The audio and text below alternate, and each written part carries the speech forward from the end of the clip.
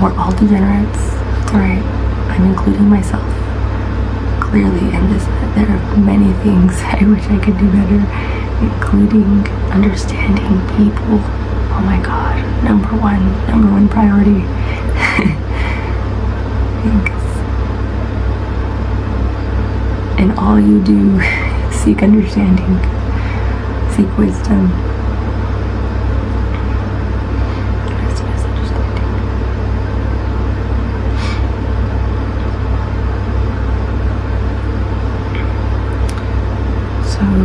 Of course, these things are said, everything in the Bible is described to us in a way that we could understand, right?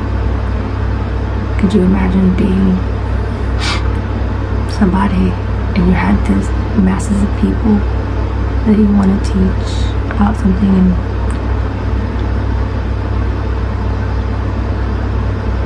everything you keep telling them, let's say pi equals this number, based on a number, but these people just don't understand, and so they keep telling you, you know what, Steph, I know you're God, but you're stupid, like you're really stupid. I obviously don't understand what pi equals 3.14597 even means. Like what, I don't understand it. So you must be stupid, right? I don't want to talk about you. I don't want to bring you into my life or relationships. I don't want to think about anything that isn't in my direct control physically. And that's kind of creepy. To think that we have a relationship with God like that. That's just... Hey God, I'm the one that's in control, right? Me. I'm gonna give you the rules and you follow them. Why? And why do people keep doing that shit?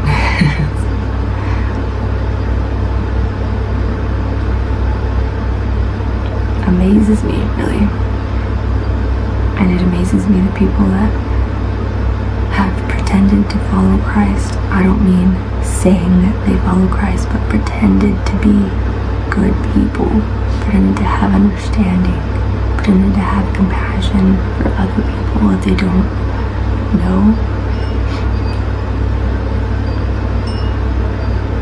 And temperance is like such a wow.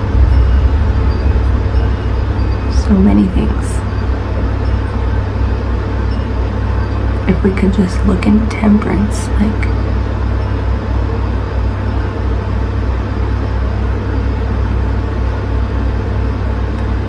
things have got to be exact. There's a specific formula to maintain, let's say. Imagine trying to describe this formula to a bunch of people that don't even know what numbers are. Do you remember what Paul said? He said, gave you milk because you're not yet ready. Well, God has prepared us to be ready.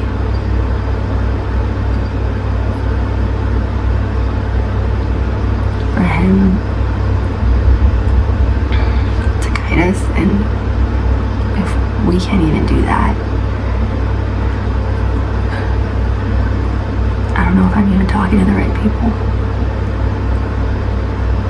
Sometimes if I'm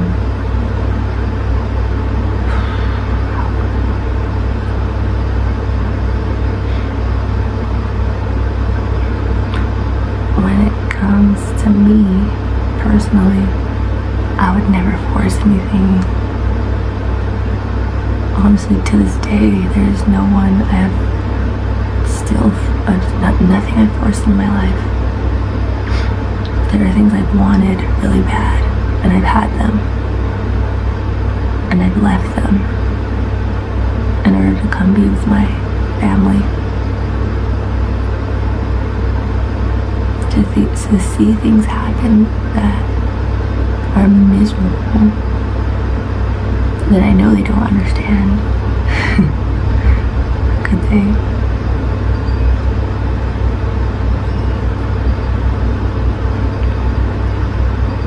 And it's a lot of mistakes.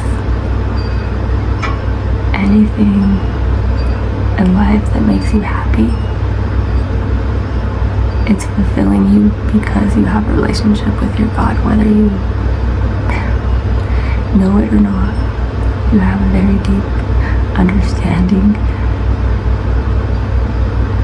of what divine power is if you consistently get what you want.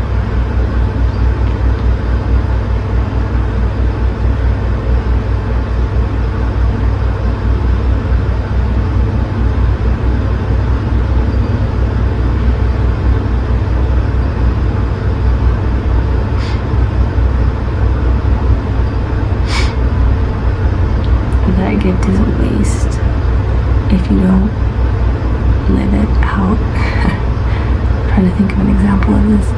So I saw this girl talking about her OnlyFans and how her father was a preacher, and it was like supposed to be newsworthy, right? Because, well, he's a preacher, and everyone always likes the shit show, right? We want to see someone be a hypocrite, and we can be like, she's the hypocrite. But I mean, what was this girl really doing other than bringing happiness to people's lives?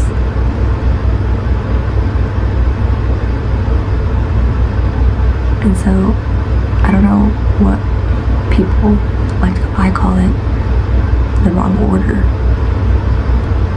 to judge someone in the wrong order, because not only are we not all-seeing, the all-seeing can judge all things, right? It makes sense.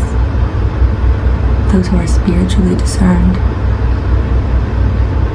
might see the differences in spirit in people, so it would make sense to hear that person's judgment. But to say things like, you're a hypocrite because your dad preaches the word of God and you do something completely different, doesn't make it any better or worse. And so that reaction is what I want people to pay attention to, is our own reactions. Not because I don't want to say it wrong, because it sounds wrong to just be like, well, focus on yourself while someone's like trying to stab you in the back. Well, of course, yeah. It's easy to focus on yourself when there's no one else bothering you. But at that point where we get to feel like we can tell people what to do, all of a sudden we're doing it wrong.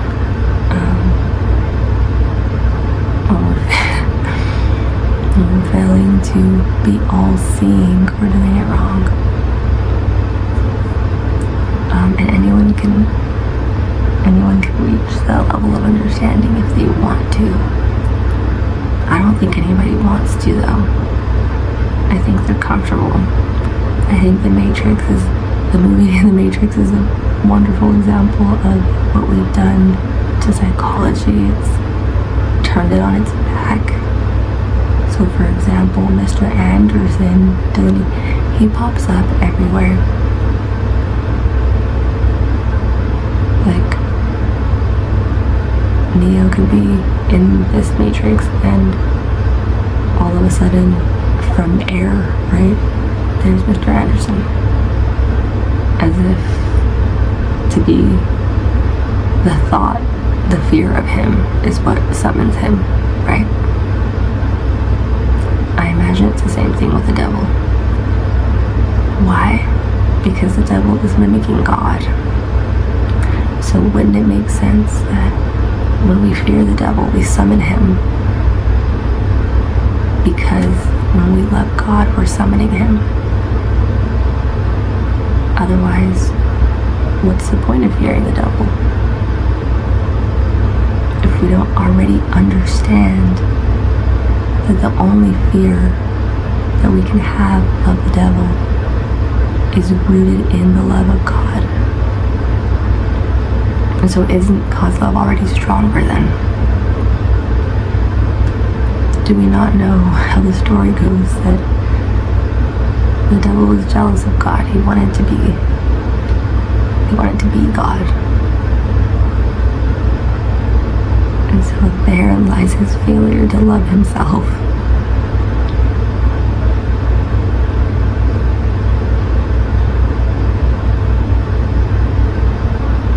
So that's where the irony of the story lies. It's kind of interesting because apparently other angels should want to be the devil, right? Because he was so important to God at one point.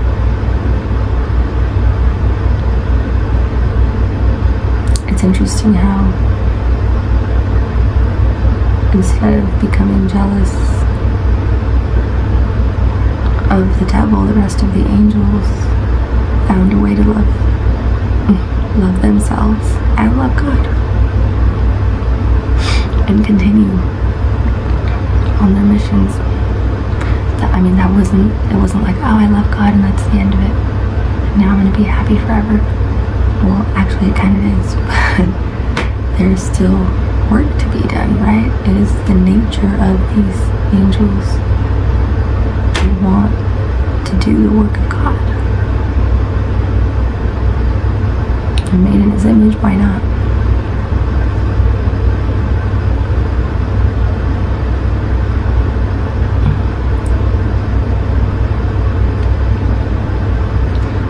One tiny little mistake can grow. That's all it takes. It's just one.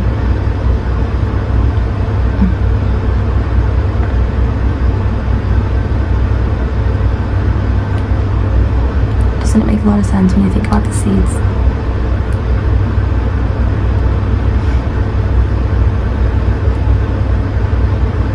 So the seeds we're planting all the time sometimes are corruption to someone's mind,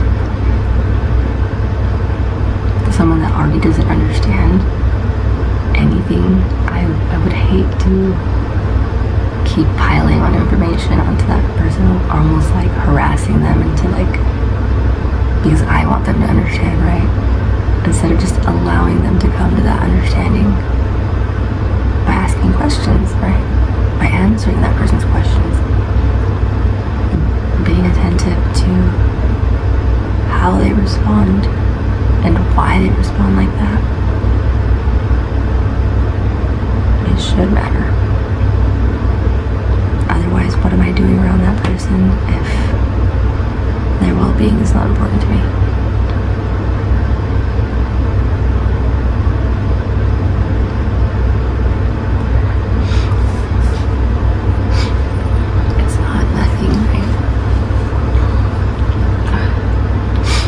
Nothing, then there wouldn't be war. There wouldn't be a lot of things in this world. It's not nothing. That nothing is ever nothing. We're either growing or we're shrinking, rising or falling. There is no standing still.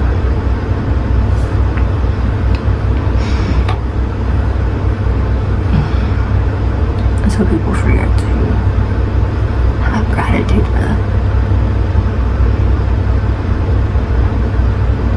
We're already gaining a lot of momentum towards something, so we might as well make that something worth gaining momentum towards.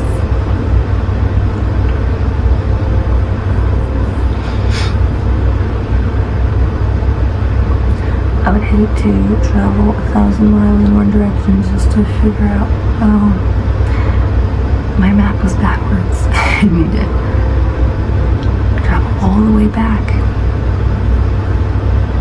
And then I have an entire trip to start again once I make my way back, right? And so this map example, I hope, explains why it's so important to understand what seeds are like, how everything is like seeds in our lives. Our decisions are seeds we're planting.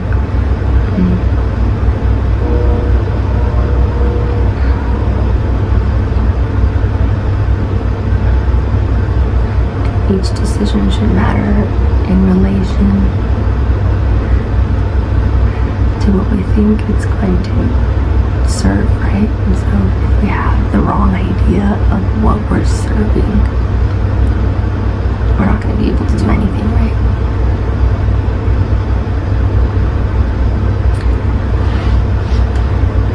Me personally, I'm here to grow people, to make changes in other people's lives. None of it is for me. If it was for me, I would be with my son every day of my life. Why is he not with me? Because I'm not done yet.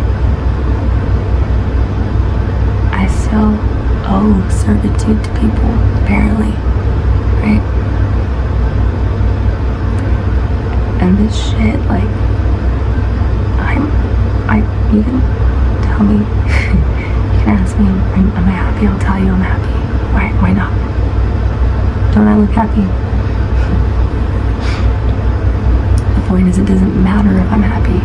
That's not the goal. It's never the goal. It's not mine.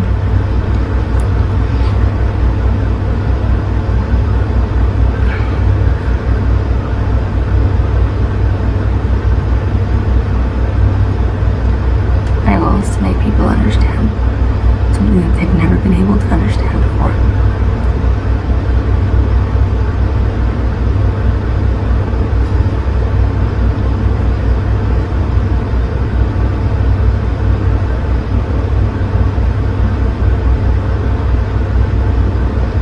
Words have meaning, but that's all they really have.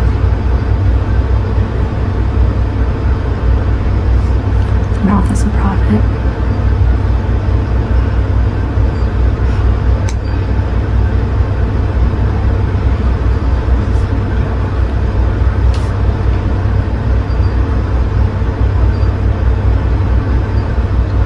So pay attention to your words, but don't give more weight to your words than the intentions behind them, or the just that intent, but don't pay more attention to that than the context, because that would be like focusing on the Titanic being such a perfect, magnificent ship and forgetting that it sits on ice.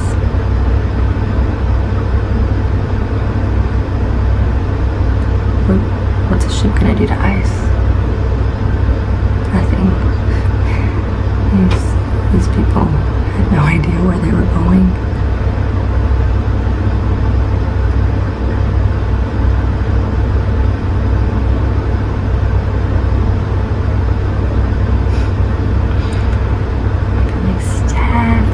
Stupid example. It is. It is, but it doesn't matter how stupid it is. Because those who want to hear me will hear me.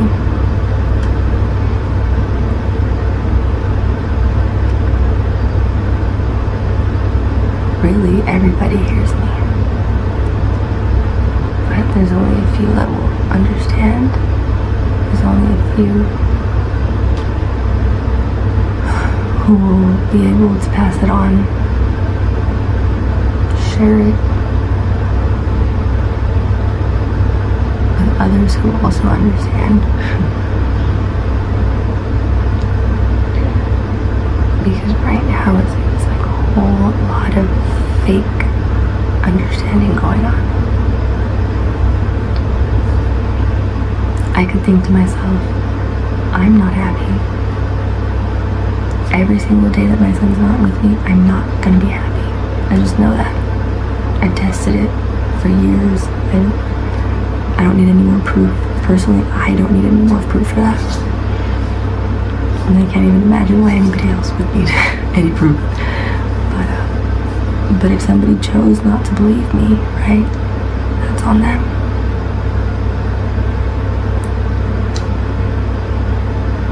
It's their problem. And they might make up so many reasons to worry about it.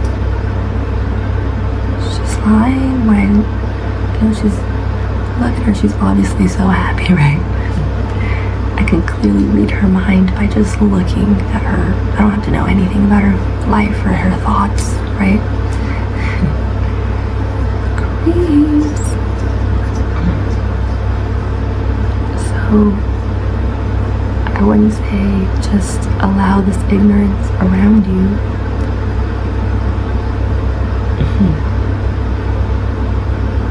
I would definitely take action with that. Careful, considerate action. So, if there's any reason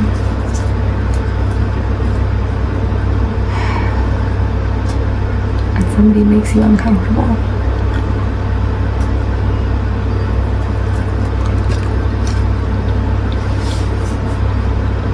I want to use myself as an example. A lot of people have made me uncomfortable my whole life. And I never felt the need to tell them that. I guess I could start with my first grade teacher.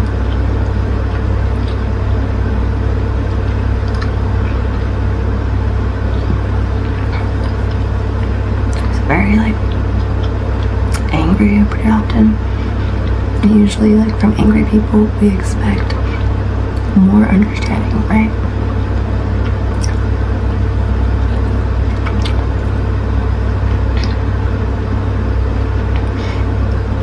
Because they wouldn't.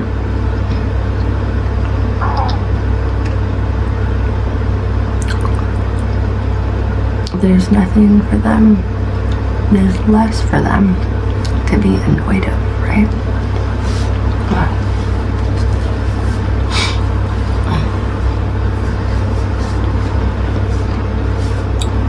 It's supposed to be frustrating when someone doesn't understand us.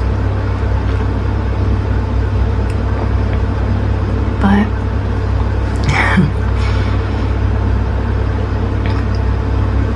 even that shouldn't matter.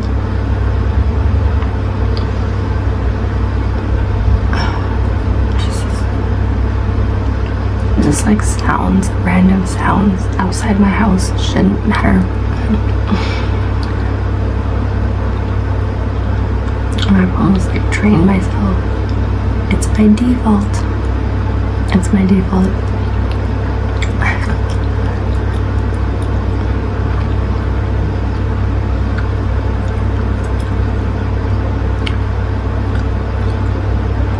So see how that's a personal problem.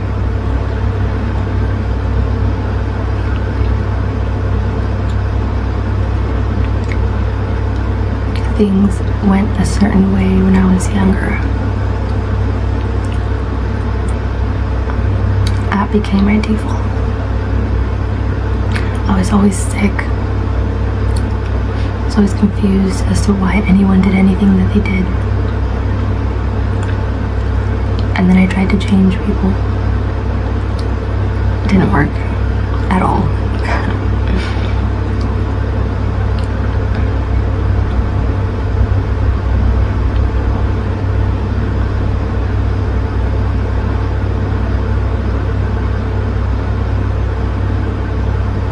My secretly planning to change people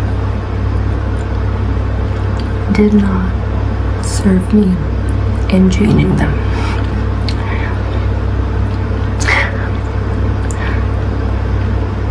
If anything, it just made them angrier with me. And so slowly I learned to step back from it and get as far away from it as possible. And as soon as I did that, the moment I did that, wow, all of a sudden, 20 years,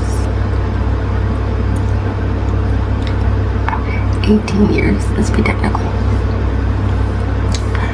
18 years of disrespect, gaslighting for no reason.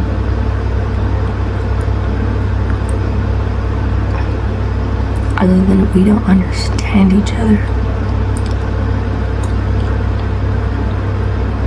All of a sudden this person had a desire to know if I'm okay.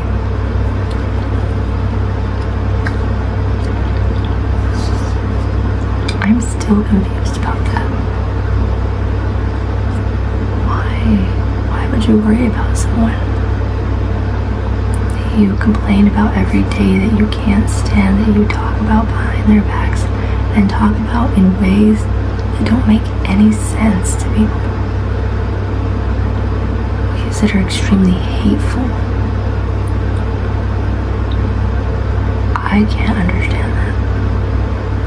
It's something I would never do to someone.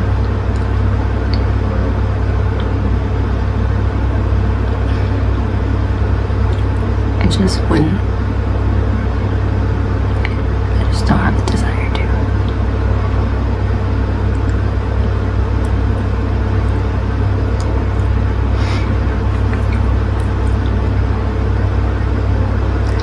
And so that's where I wanted to stay, was and leaving. That's the only time I got what I wanted when I was staying.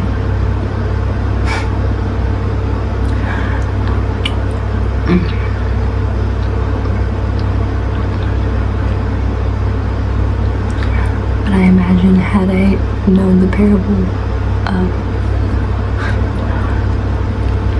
the grower back then, I would have seen things different. But I didn't. So I came back home and I continued to live with an abusive, manipulative, undermining relationships, basically. Doesn't matter what you want, doesn't matter how you feel, doesn't matter what time you're hungry or what you want to eat. Everything will have to go through me first. That's the goal in mind, right? Because I said so. And maybe that's love. Maybe to some people they think that's love.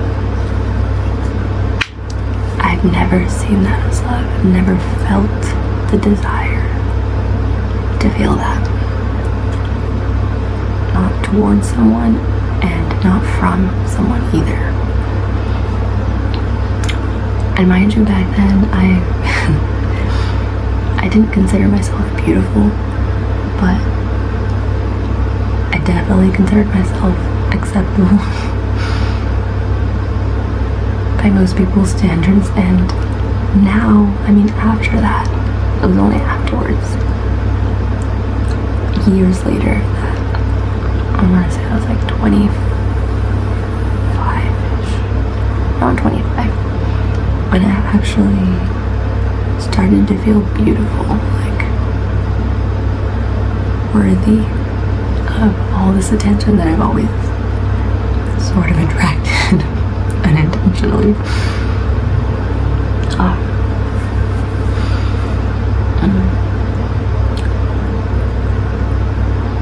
And I realized the nature of humans is so perverted these days that I now understand why people don't even want to be beautiful anymore.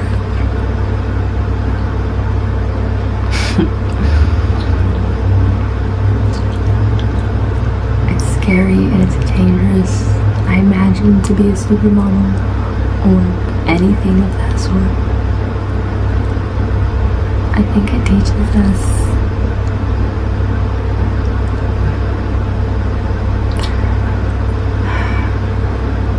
vanity in a way that is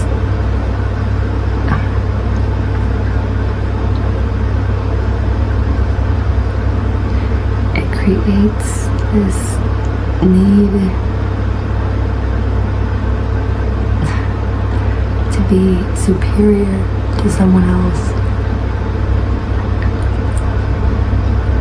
instead of fulfilling the need of creating some type of artistic value, right? As an art school, you have so many students and nobody knows whose art is gonna get every A and every award possible, right? That's all up to the judges, the instructors, however you set that up. It's always different, and that's the goal, right? So we're fulfilling that often, and we're doing that by connecting to our higher power, accepting each other as students in the same classes, and teachers in these classes, right? So it's a completely different dynamic than a competitive work environment where only some people will make it and there's no room for everybody else.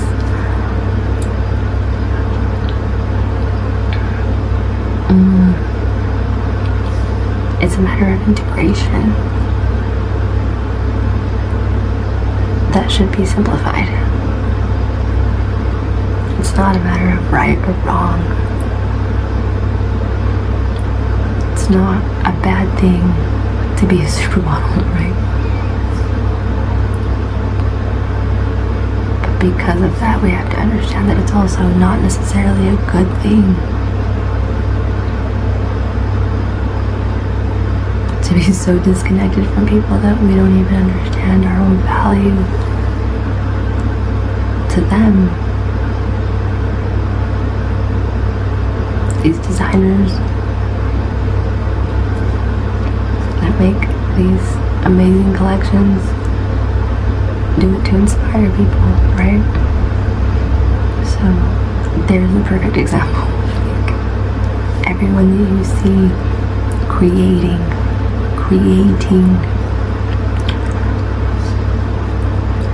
food, music, art, functional and figures things that have aesthetic value are all equally important, right? All those things matter equally. The key word is equally. But when we hear the same word so many times, like we start to it loses meaning, right? So if the use of the word and the meaning are one and the same, doesn't that change the way we use language? We should be hesitant before speaking, even if we already know what we're saying, right? We should be hesitant to speak at all, even when we know what we want to say.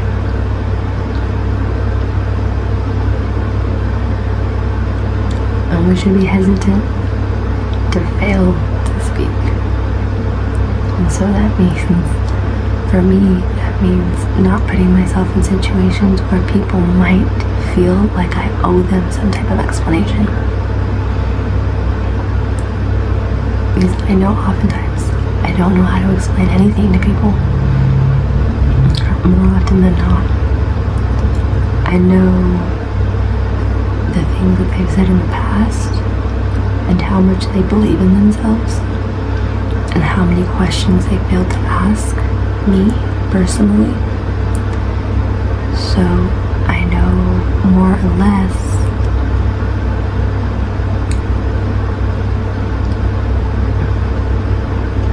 because I've had good intentions with them, right? I know that if they had good intentions, it would be obvious to me, right?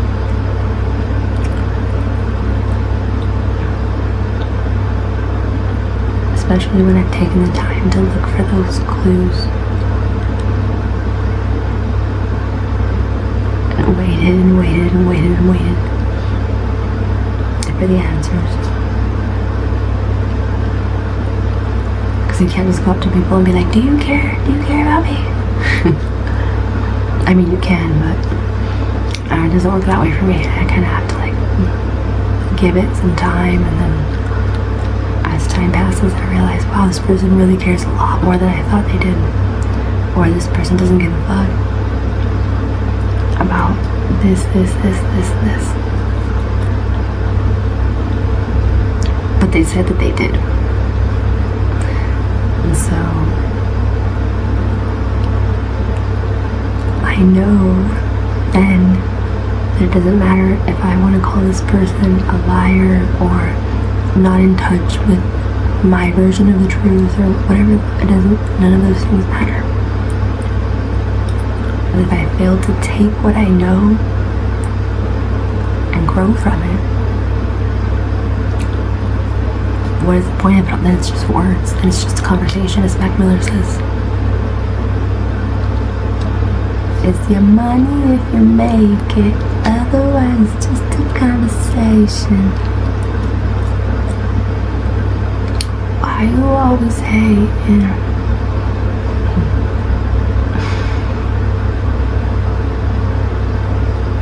Damn, that song brought me back, like right back to center. Wow.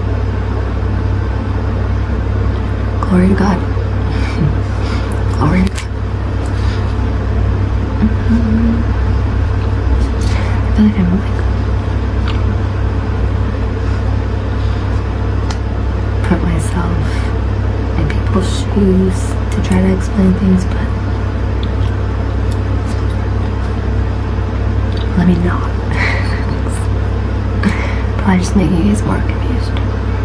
Let's just start with some others who have been a lot better at articulating these types of things than I am. I have a problem. My problem with communicating things that should be obvious is rooted in the idea that these were always obvious to me.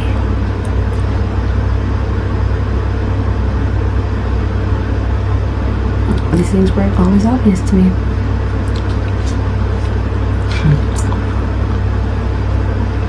I mean, they're natural. I can see myself coming to these conclusions naturally. Had they not been obvious to begin with,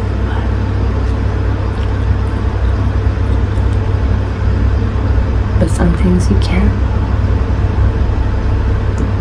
You don't just come to them by yourself. They're a product of group thinking. This is the perfect example. Esoteric Theory, as they call it. All things in the universe being male or female comes from this Kabbalist idea that one vessel, as they call it, broke into two distinct spiritual energies. Okay. So if you're married, think of you and your partner being one vessel. I'll let that sink in for a second. The masculine and feminine energies that animate our universe. The male principle Adam separated from the female principle Eve. They yearn to be one complete soul again.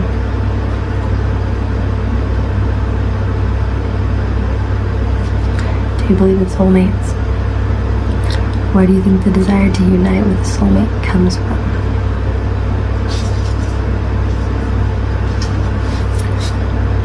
So if you try to picture a magnet, and like you cut that magnet in half,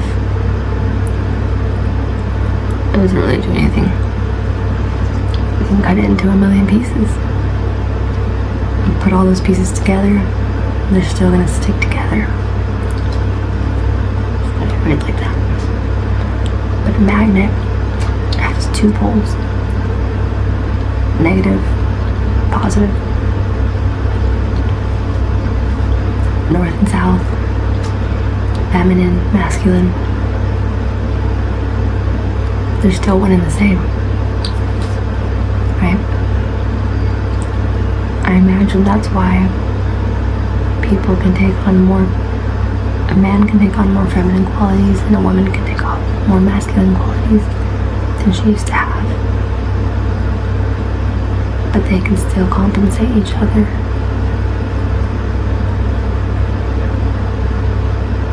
Because they were torn from the same cloth.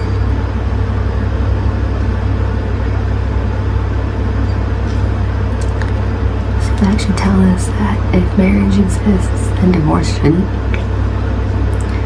That tells us that if we say something, then it's a dying wish, it's a promise, it's all the things that you could ever want them to be.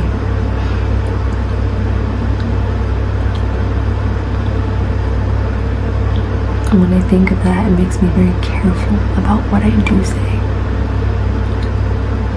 Because I would rather somebody hear nothing than hear something I said wrong and take it completely some other way intentionally. A way that was unintended.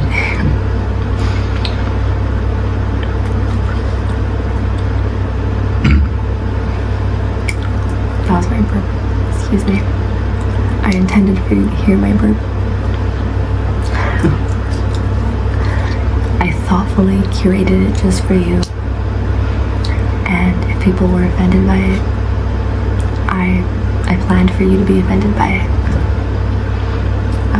I'm actually very glad about it. So yeah.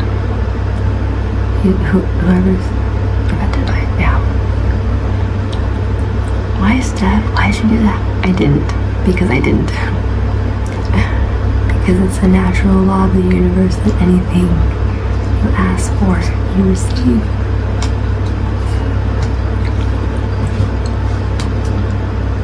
And since I'm weak, and I want to be strong-minded, I want to repel other weak people. People that are weak in comparison to me, right? Because I'm not here to be a king. I'm not here to rule over anybody and tell them what they should like and what they should do and what they should think about and how they should think about it and how they should say it to people.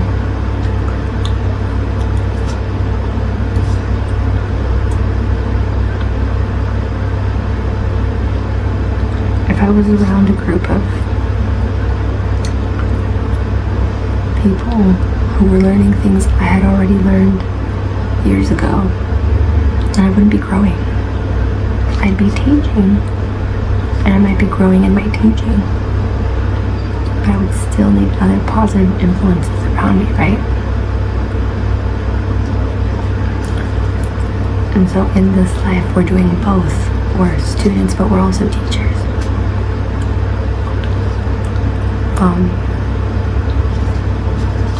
So learning how to learn and how to teach are important values of any society that wants to grow.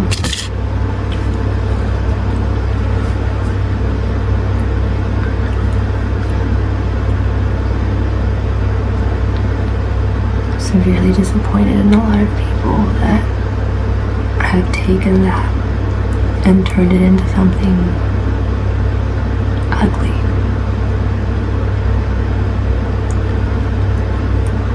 I'm not sad about these people. I don't feel anything for them. I really would hate for anyone to be confused about this because it's easy to get confused. So let's just begin by unconfusing ourselves. And we can say a prayer.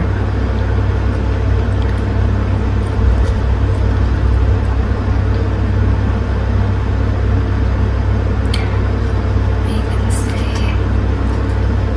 a few prayers. hope that you say these out loud with me. When we allow outside forces to influence our feelings, positive or negative, we are again the effect and not the cause. When we exhibit self-centered behavior, we're not sharing, but are receiving ego gratification. So if you think of two cups filling each other, we all do this already. There's probably friends that you trust more than family. And so think of them as your cup. They fill your cup, you fill their cup. There might be things that you should want, or you feel like you should want to come to your family with those things, but for whatever reason, your family hasn't really shown you that they can fill your cup or that they want to. Like I keep saying, it doesn't matter the intricacies, the reasons, all that. It doesn't matter to me personally. When these things happen, what matters to me is who is filling my cup, right? As with anybody. And also, what I just said, those are just words. Anybody can say what I just said and not mean it, or not understand it and think that they mean it, right?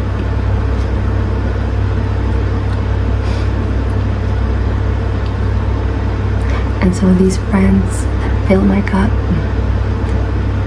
obviously they understand, right? Otherwise, how would they be able to fill it? I'm in my filling their cups. I'm declaring that they have filled my cup. I'm testifying to that fact. Hence why, when we don't feel the need to serve people, when people complain that their cups are always empty around us, we have to question, why is it those people don't see their failure to fill my cup? But they can clearly see how I failed to fill theirs. We have to ask ourselves.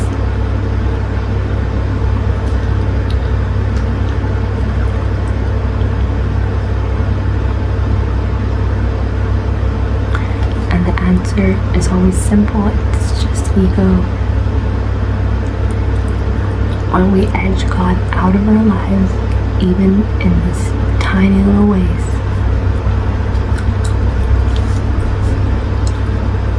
us up for severe disappointment because everything is rooted in our love for God. But to understand that, I would say read about the covenant we made. The covenant with Israel, between Israel and Adonai, the covenant with the children of Israel. I actually wanted to read that part to you guys.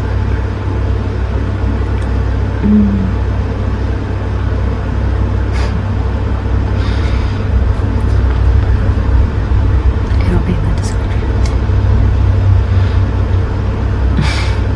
Exodus 34, if I'm not mistaken. No. Yeah, I think it is Exodus 34 and 35.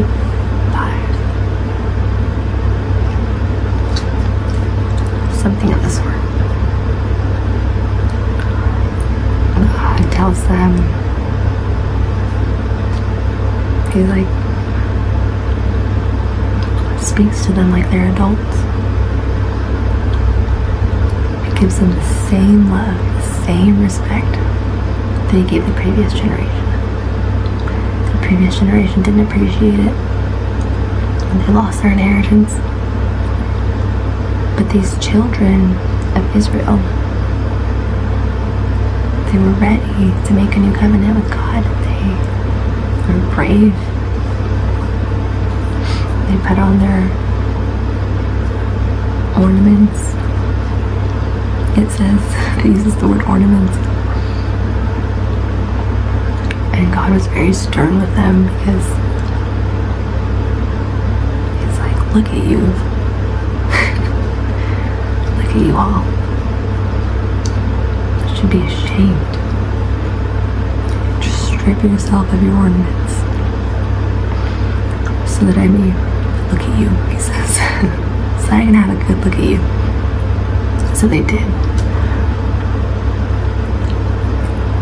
But the whole vibe that I got from that chapter is just kind of like,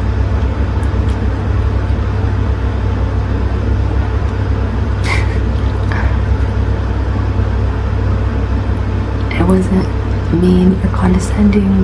There was no bad spirit about it. It was that it was clear to me that the way he spoke to them came from his desire to fulfill the promises that he made. So we have to have the end goal in mind. Keep the end goal in mind. And our goal is to cure a certain disease.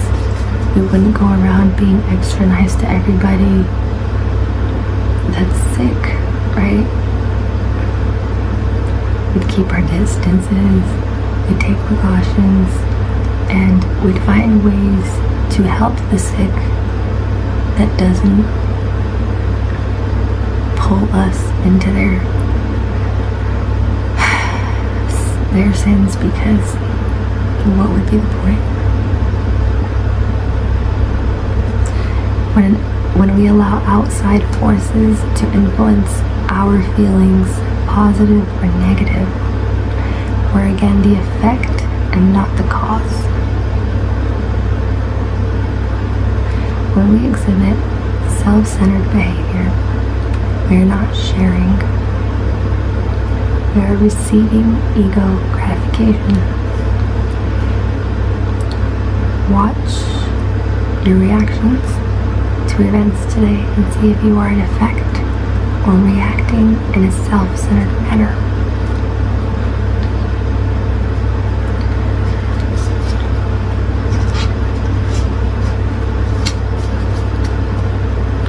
That's why everybody loves their parents when they're successful, when they graduate college.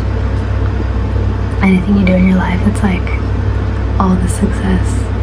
Because every person always says, oh, let me thank my teacher, my mentor, my parents. Like, oh, we get that. Like, that's it's already something that we know we should appreciate, right? And so see how that changes. Also the expectation. Because these people, the generation of Israel that died in the wilderness, they died because they didn't listen. And under this horrible leadership of Moses, I'm sorry, I feel bad that this is the case, but fortunately enough, we're far enough into the future that we can look back on it, hopefully, and learn something from it, which is that bad leadership can ruin an entire army because of one person who was supposed to lead with the Word of God and instead just made up his own version of it. But luckily the children of Israel were still saved, because God does not punish us for our parents' sins. We punish ourselves by trying to stay in places where we're not suitable. Like I said earlier, the minute I left, I got the respect.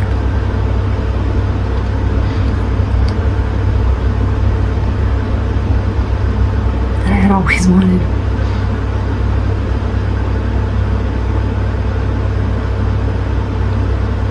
maybe according to anybody, I didn't need it, or whatever weird things people come up with these days. Wow. But that respect was honestly all that I had ever wanted.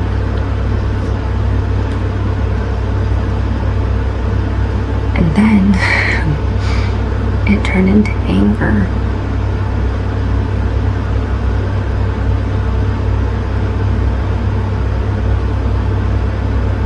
And telling me that I was worthless and a liar and so many things that I didn't believe about myself.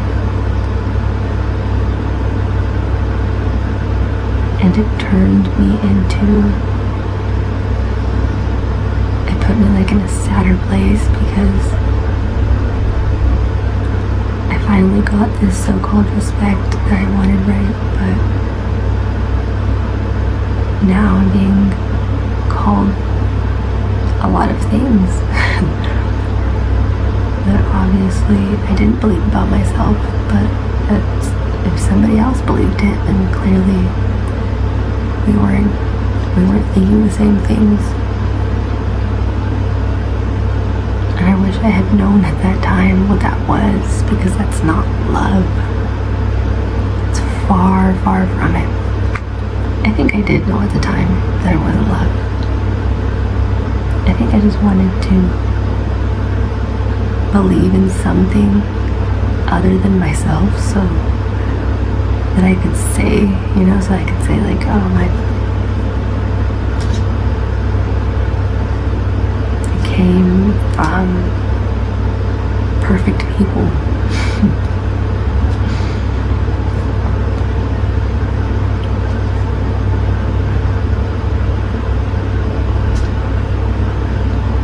So hopefully you guys can see, I'm sure, those of you that see how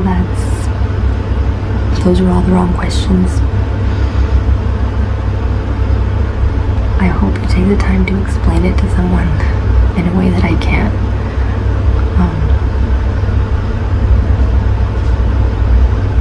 Seeking fulfillment externally is like seeking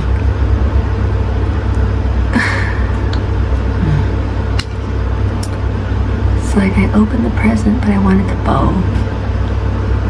And I have my cake after I eat it. Can I keep it? Let me just not eat it at all. That'll taste better than anything.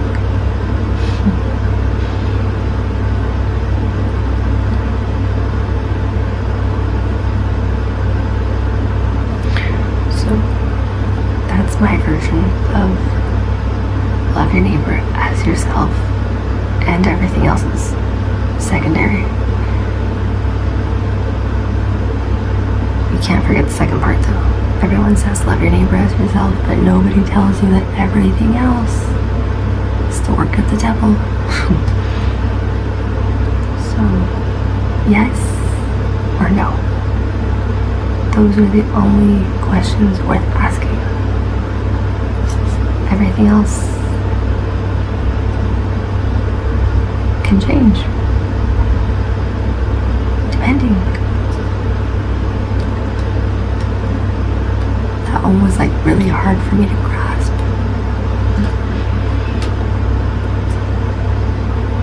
Had I accepted the no, I would have at least been happy.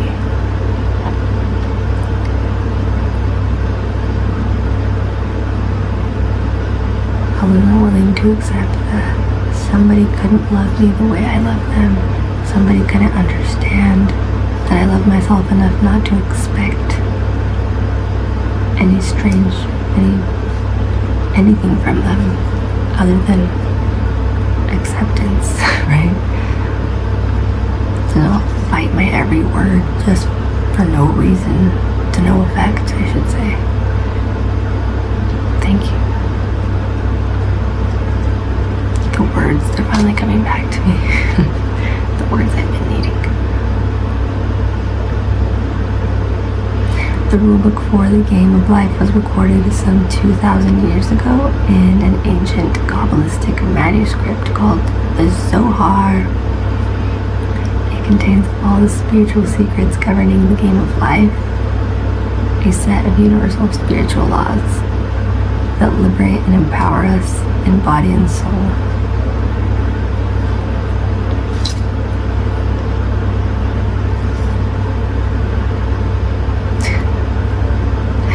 It says, have you heard of the Zohar? Find out more at Kabbalah. Kabbalah. Oh wait. 1-800. You know that hotline gon' blink. Beep, beep, beep. Our thoughts do not come from the brain, just as music does not originate in the circuits of the physical radio. Wow. Okay, focus, guys. This part. If I'm losing you yet, please focus. This is so important. This is where so many people's questions always come from. They're like, is it the mind? Is it the brain? It's abstract. You can't touch it. It's far away physically. It's close by metaphysically. So that's why we cannot touch God physically, but we hear him. You cannot hear. You can't touch this celebrity singing through your radio speaker, but you can hear them. Right? That's important. Our thoughts don't come from our brain. Just as music does not originate in the circuits of a physical radio. Two parts of one whole, right? The brain is like an antenna. It picks up a signal and rebroadcasts it into the conscious mind. Rebroadcasts it. Like that word. If we could distinguish thoughts that came from the light from those that came from the opponent, we could reclaim control of our lives. As you go through your day, try to become aware of which thoughts originated from the opponent and which came from the light.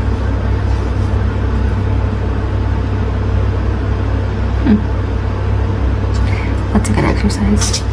Okay. Which ones came from the light? I think they all came from the light, right? All things come from light. Even the opponent came from the light.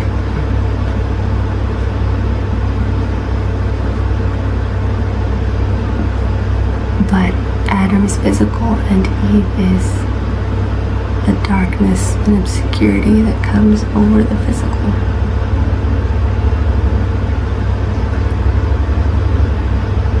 So I remember God saying that he was hovering over the waters in Genesis when he created the world and everything was dark. There was darkness. But when he created the day, there was light. He said, let there be light. And there was light. There was light.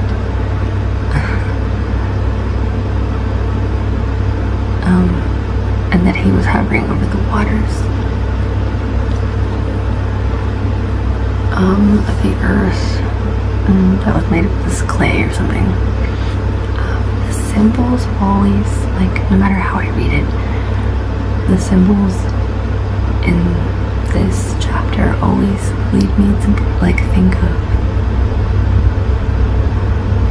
the two parts of our universe being physical and time. Like, time-space is apparently like this woven fabric, right? That if you move this space a little bit, then it also changes, like, the time. And both are relative, right? So that's why we have like things like daylight savings, whatever. Because we're born into something that's seemingly two things, but it's really just one. Because without both, God wouldn't exist there. He would have no awareness. And so I think that's why he was hovering over the water, because the water was below.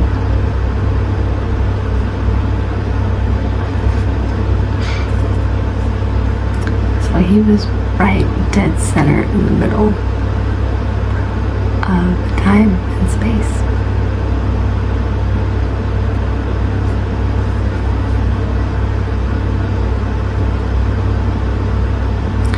When someone wrongs you and you react, you lose, it says. You lose. Even more remarkable, according to Kabbalah, you deserve to be wronged by that person because of the negative deed you committed previously. Okay, so it says a negative deed we committed previously. Remembering this difficult truth the next time life hits you over the head is an important proactive behavior. Can you trace the cause of the most recent challenge or obstacle in your life? Okay. Beautiful. So I don't, like, you know, a lot of people call, it's like a trend on YouTube where people talk about instant karma.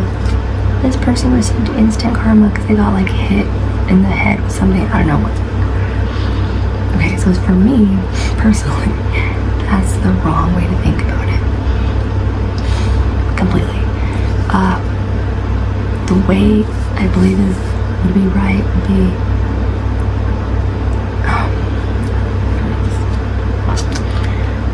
all karma is instant. All karma is already being paid out. And the smallest of things are the biggest of things. So picture yourself a god. And you're ruling over dozens or hundreds of people, it doesn't matter. And you're instilling in these people, you're teaching them the things that they need so that they can become stronger together, for example. You're teaching them to love, let's say. To create good habits with each other, to not wrong each other when someone wrongs them.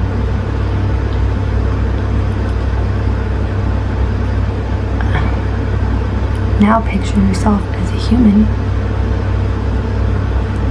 and think of all the things that might cause you to get bad karma and what might cause you to get good karma, which I believe they call it dharma, right? That's the negative side. Karma is only good things that happen because of the good things that you've done.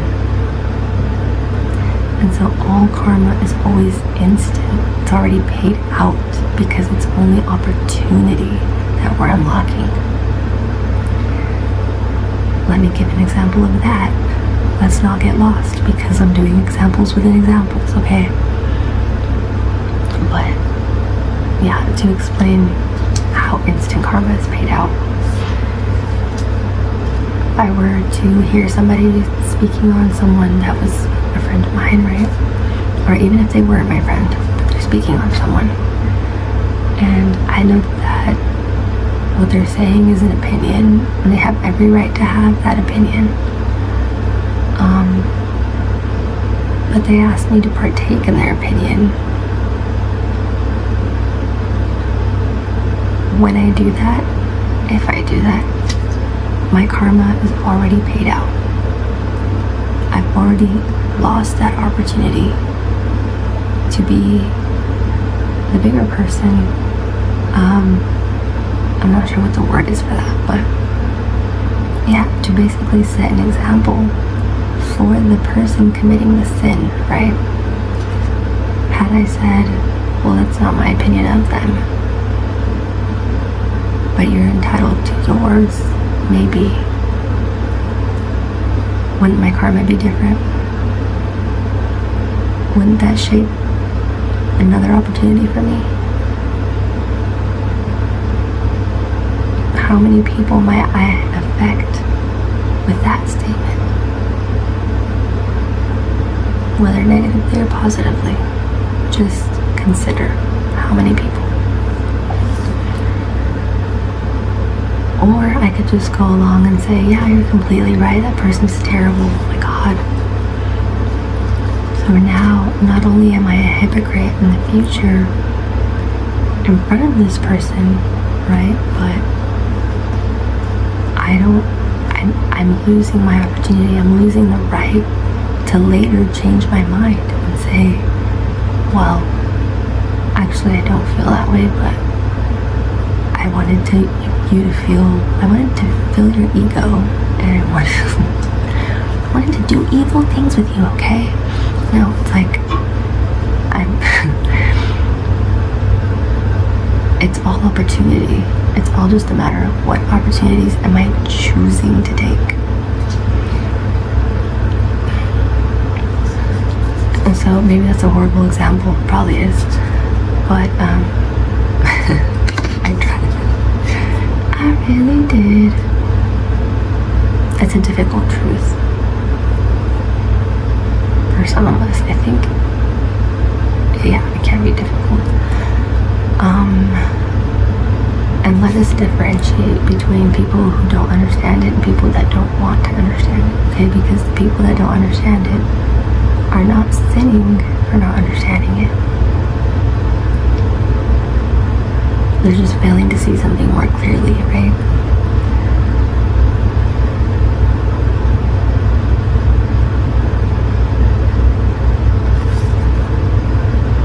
Can you trace the cause of the most recent challenge in your life? What was the cause? That is a perfect example. Okay, they worded it perfectly. So, my cause in partaking in people's sins would have been my fear of being rejected, right? Being put out in the community. So that should already tell you how important it is to be accepted in your community, right? Can't deny it now. That was your goal in the first place. I want to be accepted. That's why I committed a sin.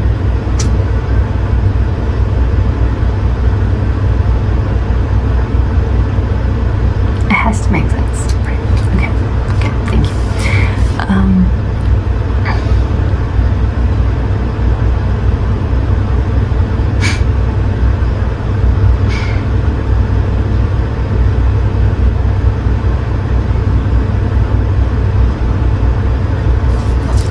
And so I can't help but think of the book of Timothy, chapter 17 or 18, one of those.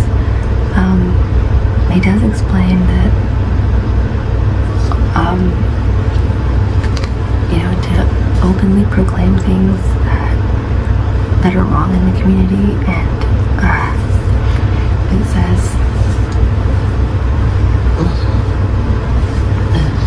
that in publicly declaring our progress as spiritual members of the community, that we will save ourselves in that, by allowing people to share in and see our progress. It's not like in reference to Matthew 6, it says go to the secret place, right? But so does the hermit say that. He goes through this little maze. He goes to the secret places. He's alone with God. He accepts his iniquity, as they call it, and he comes back to the world, and then he shares it with us, right? And so the sharing part is important, because if we don't share it, then it's only living with us. What's the point of it all?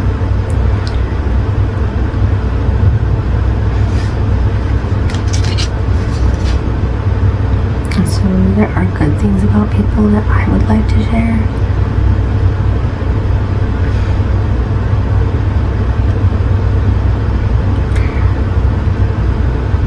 we can't make it difficult for those people. I'm sorry, these people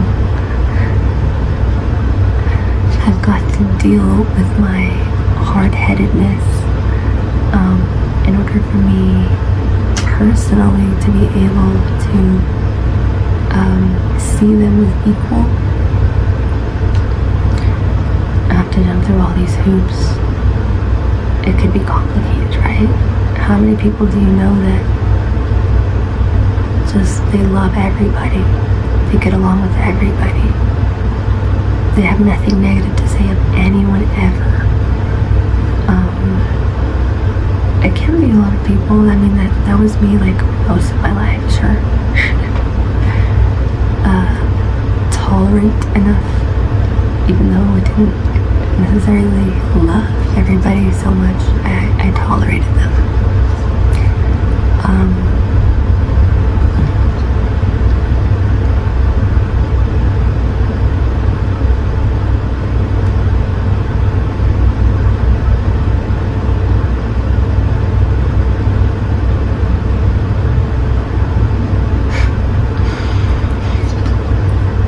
I'm going to skip over this example because I do not know the way to word it, but I hope that somebody gets it because it's for you. The light's action of sharing its essence with the vessel resulted in a remarkable unity. Interesting. Called, in Kabbalistic terms, the endless world. Okay, so we know why it's infinite, right? The endless world is where everything comes from. It's like Narnia. I can think in my head of this painting, this mannequin I want to design, for example, and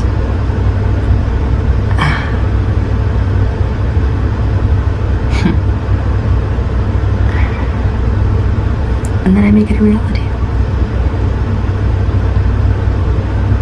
So then where did it come from? What is the seed? It didn't grow out of the ground. Does that make it less of a creation of God? Well, if you believe that God created the universe and all things in it, then in a sense, God is already the seed planted that everything grows from. So yes and no. The answer is it depends. It depends. It depends on what you believe only. Because it's a word.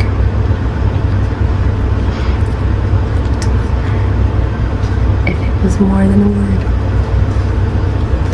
then we already know. The endless world. Endless world is endless.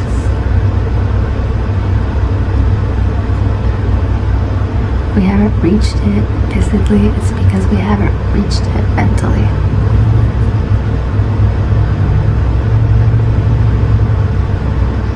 So that's why they're pointing out the light's action of sharing its essence with the vessel.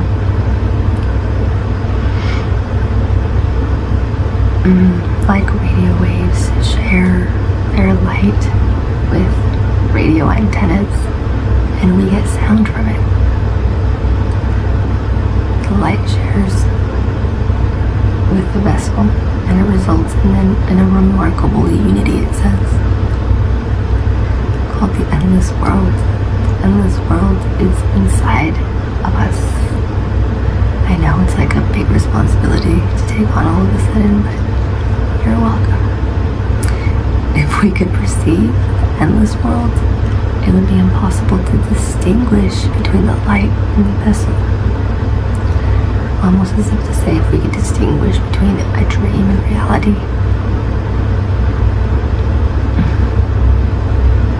I'm sorry. If we could perceive the dream, there we go. It would be impossible to distinguish between the dream and reality. The light in the vessel.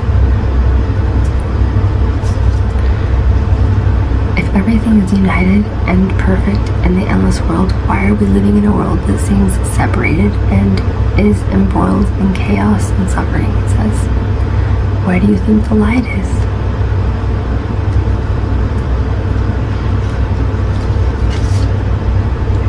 I think we have hidden the light in places that we thought would serve us at the time that we hid it. In the same way a seed grows once again. Just like I used to maybe think that lying to myself would make me happy, just to come find out that it has never made me happy. The only thing that ever has made me happy is leaving the places that make me sad.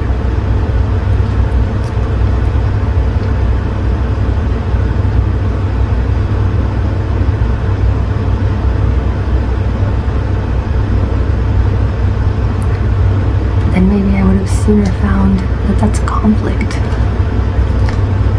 I would never know, right? How would I know? How would I know? That's a good, the $1 million question. I didn't know. Now I know.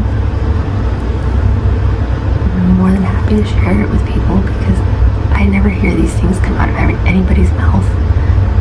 Especially not in like an understandable way where like kids and like everyone can actually come like listen to it and understand it. But it's the truth. Like sometimes people's homes are not happy. Sometimes people's families don't make them happy. Sometimes two good people can be bad for each other. I think this happens most often in marriages. And again, I don't think anyone talks about it. Everyone talks about parents splitting up, but that's not the... I feel like it's not the majority anymore to be together. So, like at least these people that have parents splitting up, they know what it's like, so they can find comfort, resonate with each other at least. Versus the fairly new problem of, it's actually not fairly new, but it's only a new problem because we're building, right, off of it. We haven't fixed the previous ones yet, and there's already a whole new set of problems, so that's why I'm calling it new. But it's really just, imagine, you know, like there's all these happy families, sure, functional, they get along, they grow together. And then there's co-parenting, which they get along because they're not together. So at least they know that. The ones that have it worst of all is the ones that are pretending to be happy. And when we lie to ourselves, like I have, and said, these people love me the way I am, and then we find out they actually don't. That's probably more hurtful than anything, and I always hate to diminish anybody's pain. Don't let me go there, okay? It's not my point. As far as families are concerned and being functional together and growing, yes, I think that is the worst of the three, is to keep together a family that wasn't. It only takes one person. If one of them chooses that suddenly they don't want to be together, then we have to let them go. We have to, for ourselves, know that them staying around us is only going to bring chaos and disaster forever. And it's unfortunate, but when we fail to recognize that, we make everything in life so much harder for ourselves. So the reason I'm talking about families and not anything else is because only within families is this dynamic ever permanent. two people have a problem with each other and they don't solve it right away, there is nothing that I know of that tells me that they're going to be able to solve it later. It's instant. Just like when we meet somebody, we already know how they feel about us. We know how we feel about them. If we catch a vibe, we might not know right away if that's something we resonate with, right? But we get the vibe.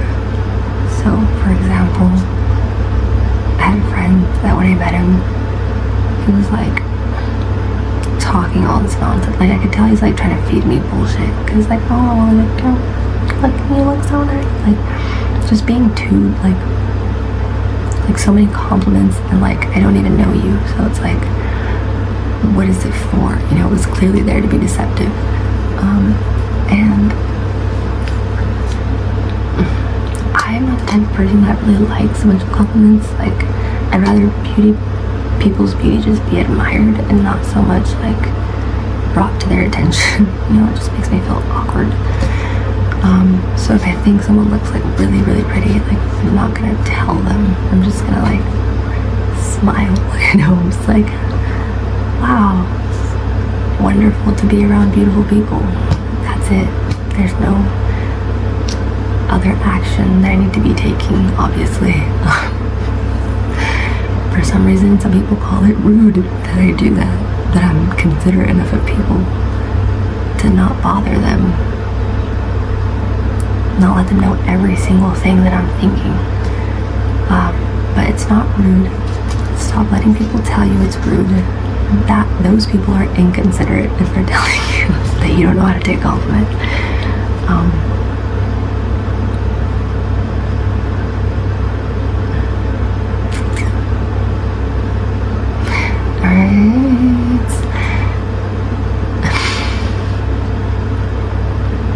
The opponent is a voice that whispers, eat the cake, start the diet on Monday. Here we go again. More words on discipline, right? What we just described was failure to have discipline in lying to ourselves and not lying to ourselves, right?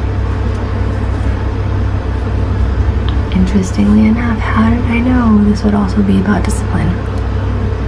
So the weak side of us gives us this alternate option. When we're presented with the truth, we're also presented with a pretty decorated lie that we might want to listen to instead of the truth, right? And so Kabbalah calls it the opponent. The voice calls it the opponent. So the voice says, eat the cake, start the diet on Monday. It's the voice that says, go and do it. Even though we know we shouldn't. It's the voice that says, don't bother with it, even though we know we should. And worst of all, when we want to apply resistance and stop our reactive behavior,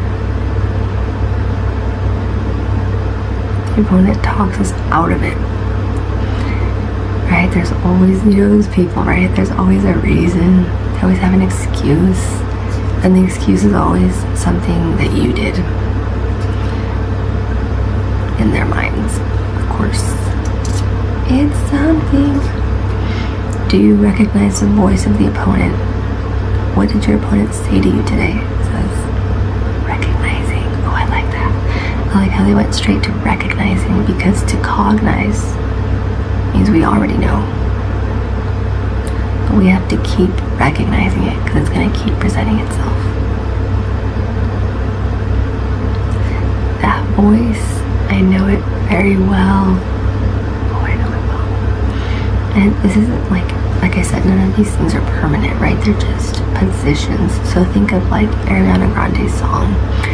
I don't even know what it's about. Like, I haven't really heard the whole song, but I know she has a song called Positions, and it's pretty popular, so that's the word I think about, positions. We are not people. or positions. When I have to recognize the voice of someone that's holding me back from my own thinking, my own truth and growth in the spirit, I am recognizing that that person is bad in position, in relative position to me.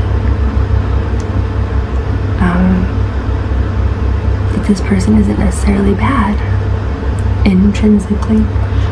And there may be a lot of people that love this person, and there may be nobody that loves this person, but whether that matters, none of that, it's none of my business. Never has been. Never has been. So you can only imagine, right? If someone were to come to me and tell me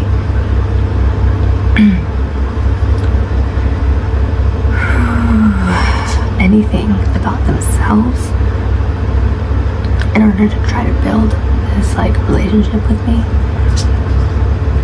but they haven't first established their position, they're going to be really confused as to where they stand, right? At least with me. It would be the equivalent of saying, I know what I want. Let me go tell people what they're wanting, because they don't know. They need my help to decide what they want. It's interesting. It's very interesting. And so the opponent is there often to speak when no one's asking. That's how you know the difference. Nobody's asking. So desires go, desires do not spring up of their own via volition. Wow, wordy. You can't crave chocolate if you've never tasted it. Temptation will lead us to think and want things.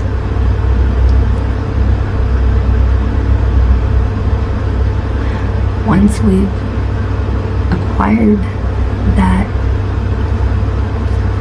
temptation, how perfect is that? There's something worth explaining, there's something worth understanding. The temptation, right?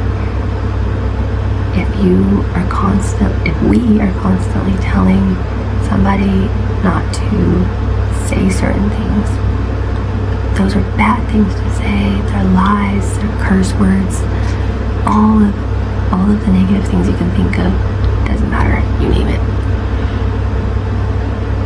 It didn't come from nothing. You cannot accuse somebody of anything and not explain it to them. What kind of God would do that? What kind of God would instill all these divine laws and give them to people that have no understanding? No, he would save those divine laws and he would slowly hint to them, imply them, and eventually we would indulge enough in his spirit that we might understand them. But until we understand them, we will only understand our versions of them, and they'll continue to grow as our versions.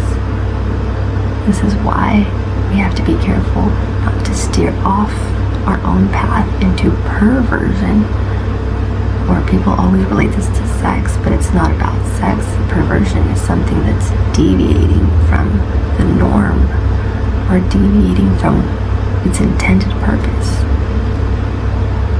And so it's no longer that thing. It becomes what it has deviated to, right? This is why it's so important to explain this to people, the difference. Because if you've never told someone that a word is bad or that it's cursing you, how could they continue to curse you? They don't know what a curse is, right? They don't know the difference. And so we have to understand that they're not insulting us, they're just uttering sounds.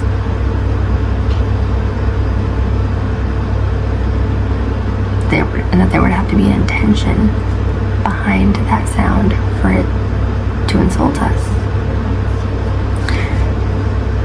If a random little kid on the street came up and was like, fuck, and just stared at you, I mean, it'd kind of be adorable, like you'd probably laugh.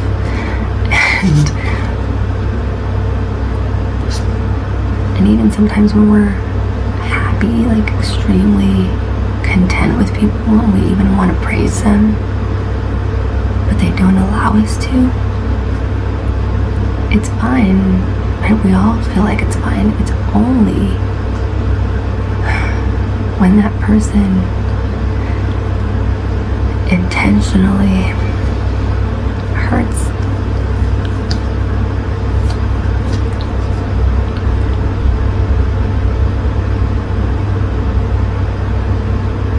Interferes with what we're intending.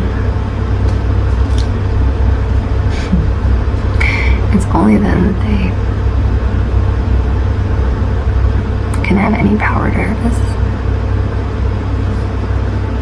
And so everybody has the power to hurt everybody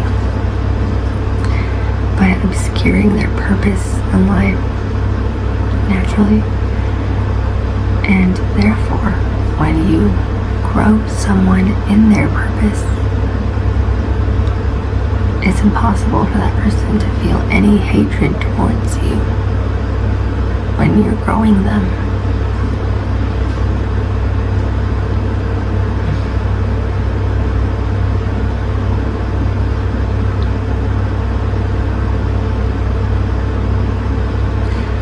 So we can't crave chocolate we've never tasted.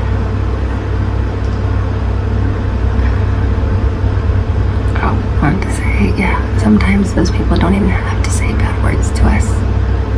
We just feel it in their intention when they're, failing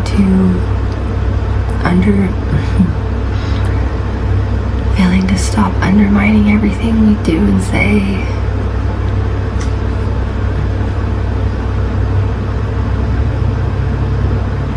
Isn't it interesting?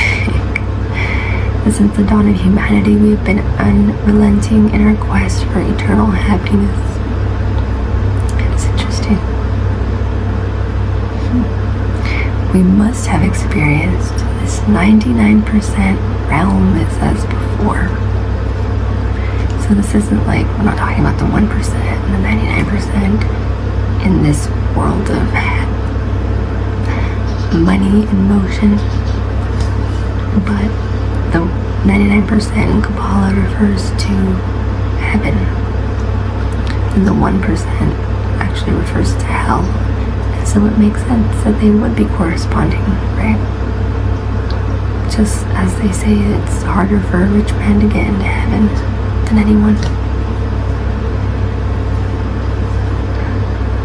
Because of our possessions, rich men are unwilling to let go of their possessions, so that others may grow and so that they themselves may grow. But again, that's something, like I'm going to keep saying, that's something that the opponent might make perverse in our minds. Don't be fooled. Like I was, and thinking that giving up my own happiness, that I would have the capacity to make somebody else happy. And then placing myself back in the environment that I waited 18 years to get out of.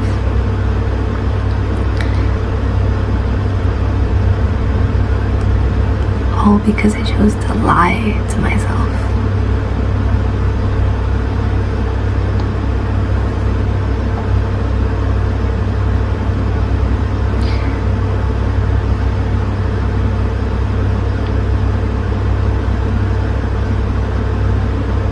I love how they pointed to that we must have experienced this 99% realm before. keeps pointing to the fact that we're all just sort of here like on a mission. If we came from this perfect world, this perfect heaven, then something must have been missing in heaven. 1% of things. Maybe. Who cares how small it is? Because there would be few reasons why I would leave a perfect place to become imperfect.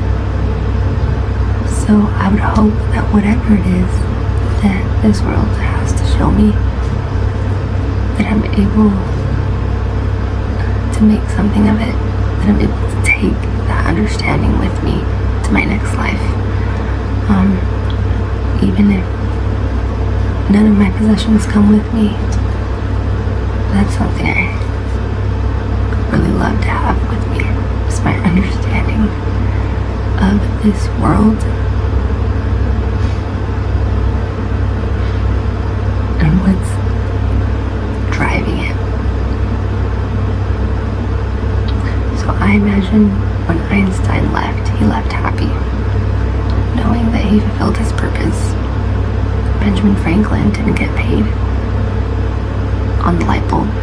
He still invented electricity. And he still lives a comfortable enough life, I think, compared to people of his time. So there's a perfect example of how getting payments isn't everything. Because we really need that example, apparently. Nothing just springs up, nothing just just happens. So there's this lie in the human mind that tells us that we can encounter a situation that we don't understand and that the proper response to that situation lies in us. But the proper response to anything lies in its community. Community that knows the context, the people, places well enough, right? You can put a rose among thorns and the thorns choke out that rose and it passes. So what does it count to be a rose? And what does it matter to be a thorn? If we're not in our respective communities.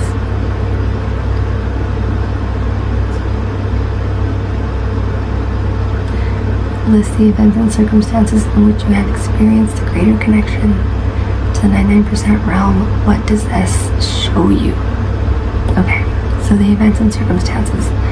I've experienced this connection either when I'm in the shower, when I'm driving, anything, when I'm drawing, when I'm doing something that's distracting my animal mind enough to know it's like keeping my body in motion, and therefore my thoughts are processing consciously, right? Versus when I'm asleep. It's almost like dreaming awake, I think, because it allows you to have your train of thoughts in a very like distinct order. It's almost like meditating. People go to like these like you drink wine and like paint at certain events, but like they have all kinds of things you can do.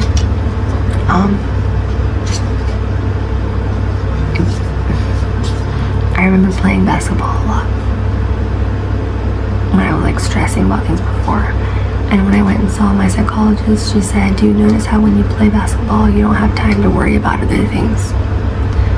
And I couldn't understand, like, if she's telling me, like, just don't worry about it, because that's never solved anything. Like, I think anything that I've ever solved in my life, it's been because I've worried about it.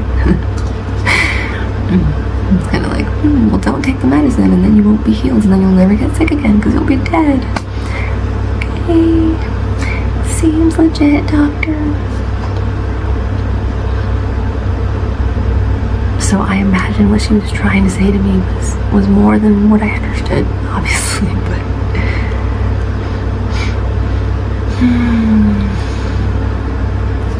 I still to this day don't understand it. How people have like this obsession with not being stressed. don't worry and don't distress. The proper way to say that, to word it, is to say, don't share your stresses. Right? People don't want to hear it. That's understandable. That's fine. You won't have, nobody has to hear it. But to actually sit there and tell people how to think and feel all the time, you don't even have your shit figured out. That's something, man. That's completely something else. That's not love or direction. That's stupid.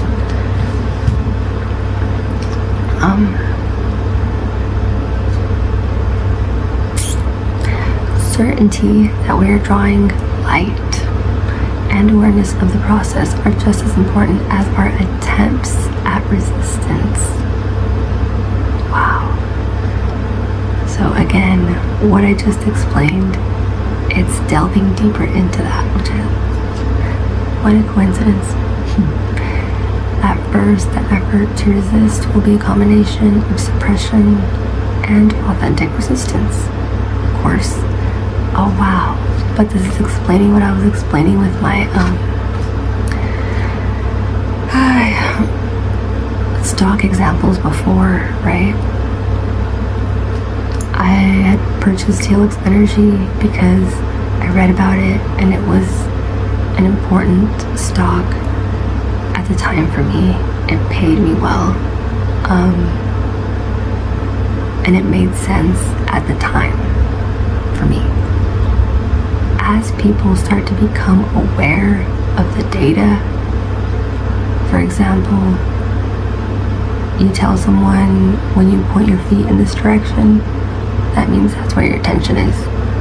People pervert things, right? Like I said, we deviate from our norms depending on intention. And so if our intention is to satisfy our ego or to whatever it is, it's going to compensate for the data, and then it's going to change the data. If you're studying people, the data changes itself, right? People change themselves to compensate for each other. So at first, the effort to resist will be a combination of suppression, it says, and authentic resistance. So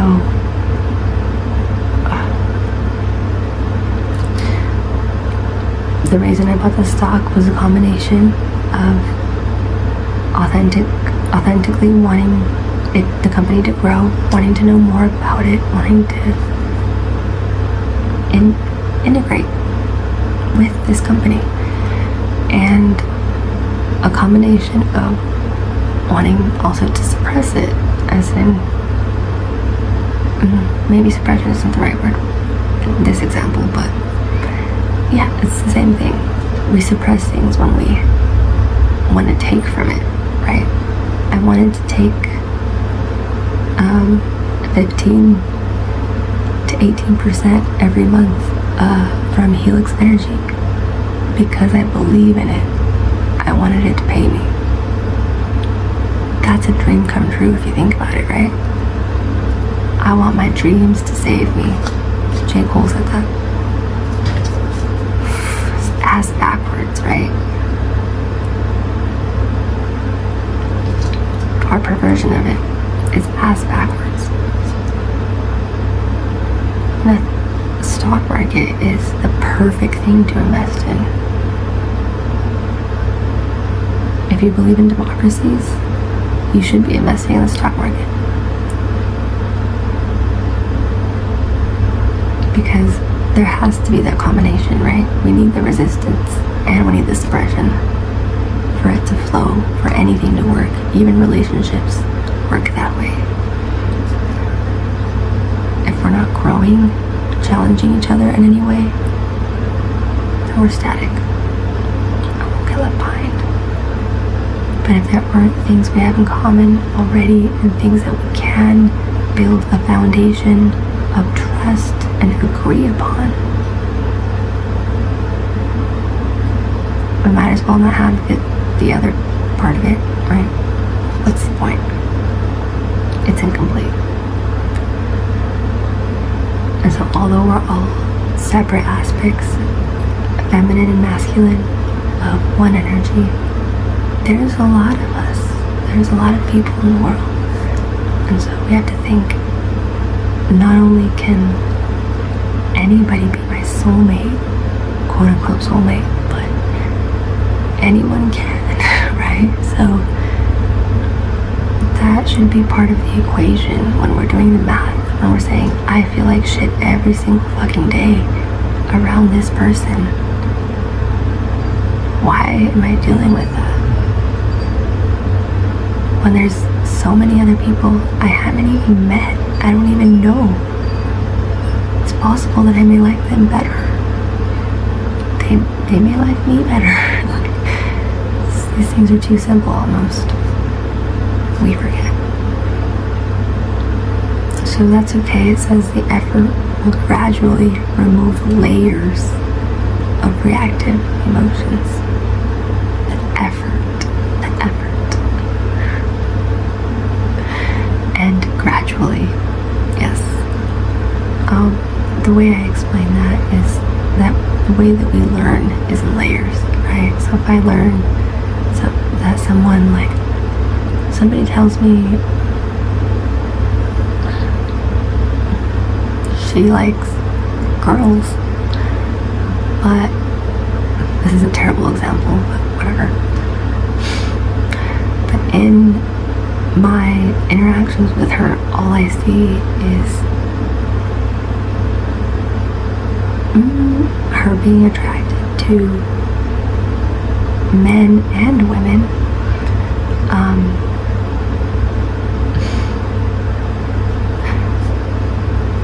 It's just like capping on another layer of information for me. Now I understand that when someone like this person says, I like girls, what they mean is she likes girls in addition to men. That's just one more layer, right? And as every day goes by, we get more and more information based on more and more people's actions, not from their words, but how their words match those actions, right? That's how we learn about people. So spiritual transformation is a process over time, it says. Have you given up if you have failed in your first efforts?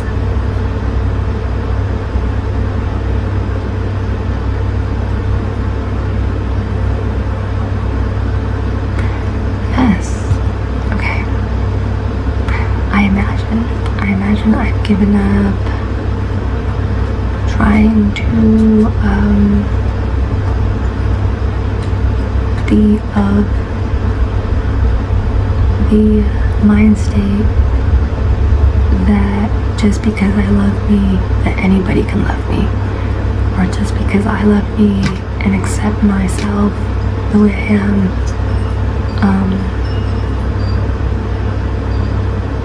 doesn't necessarily mean everybody wants to, and that I have failed. And so yeah, maybe I have given up.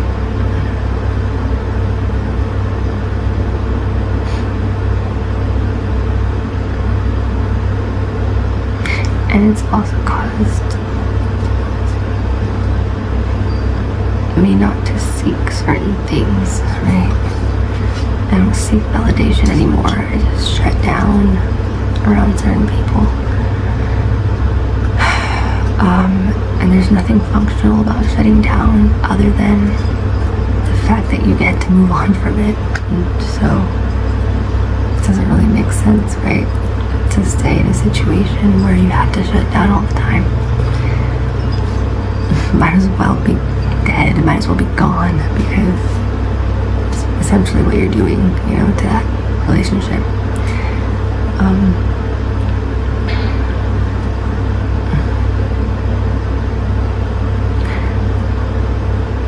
I think the other side of that requires a lot of understanding, though, because for a lot of us, our understanding is going to be far greater than someone else's understanding in that domain. So you can't really compare the two, like even if you wanted to. There's something about equality, right? That like these two people level up. If a poor man, for example, were to fall in love with like this poor woman, they're of the same class, so they would naturally fall in love with each other, build some relationship, right? But if this man happens to win the lottery, wouldn't that affect the way he sees, the way he reacts? Normally, people of a different class have different values, and it shouldn't be that way, right?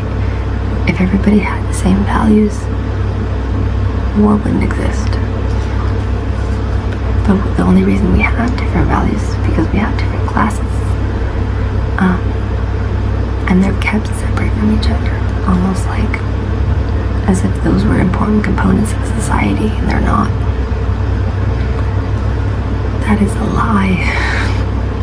Sorry.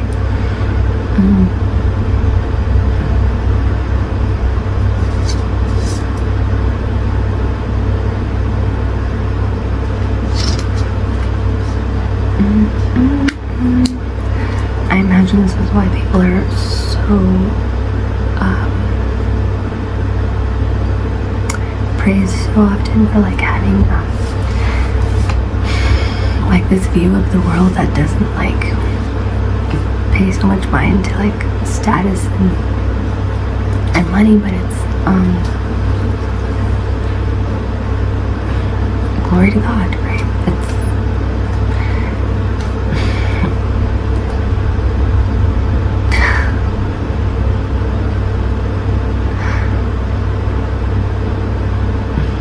Those of us praising that person, we're praising them for understanding something that we understand, right? Everybody else is sort of like, oh yeah, whatever. Like, he's so nice to the needy, oh my god, well why didn't we do this? Like, we become jealous, spiteful, unforgiving, just disgusting excuses for humans, creatures crawling around. We might as well be crawling around like an insect. And we should really question ourselves, question where we stand, what we have to stand on as far as integrity, understanding. If you do have understanding of relationships, I imagine you understand all those intrinsic values, right? And so then how could you not praise a man for helping the needy? How could you not value somebody's divine character? If you possess it yourself, then it would show. You would see it in other people because you recognize it in yourself. Again, this is how we testify against ourselves, by being jealous. It's not the actions that we take, but our failure to recognize what should be recognized that makes us jealous, that makes us guilty of jealousy.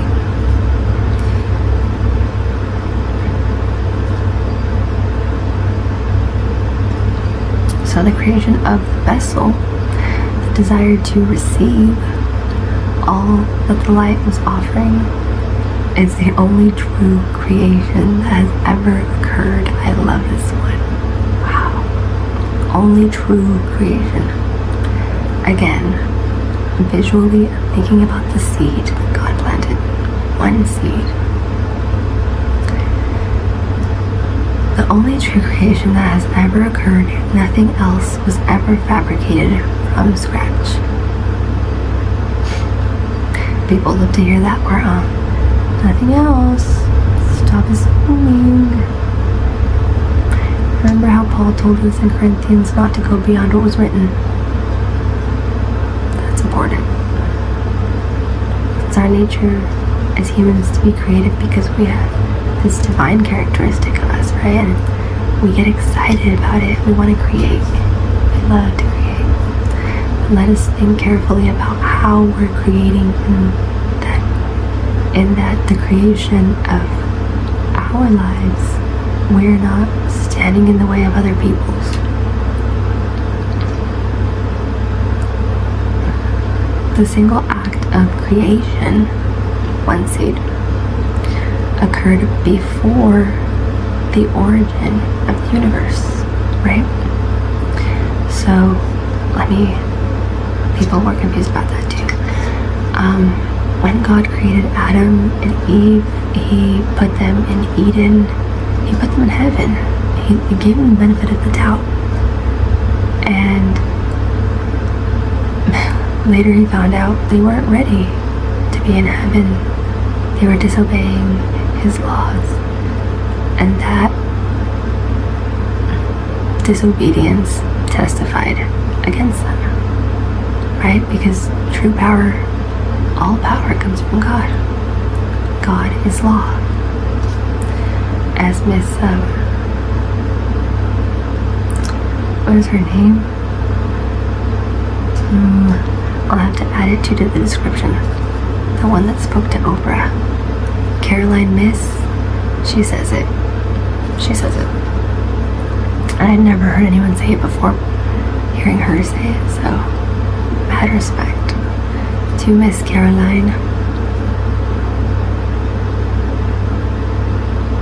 So the single act of creation occurred before the origin of the universe began.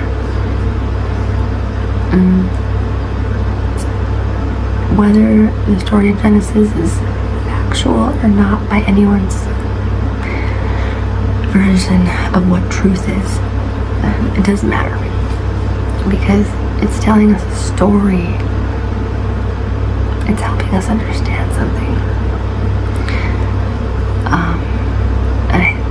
Maybe that's what Genesis is trying to help us to understand, is that opportunities have been there. And so where we're at right now is where we have chosen to be for whatever reason. We deserve these things. So here's what that doesn't mean. Just because we deserve things doesn't make it okay to judge other people or tell other people what they deserve. They should already know.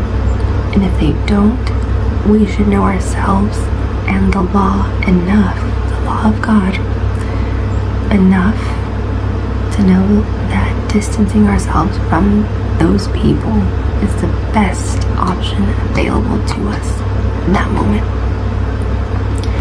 Because they will either figure it out or we'll figure out that our view of something is skewed, right? Skew doesn't mean directly across from it, doesn't mean next to it, doesn't mean perpendicular. It just means skew. It's over there. It's elsewhere. It doesn't pertain to me.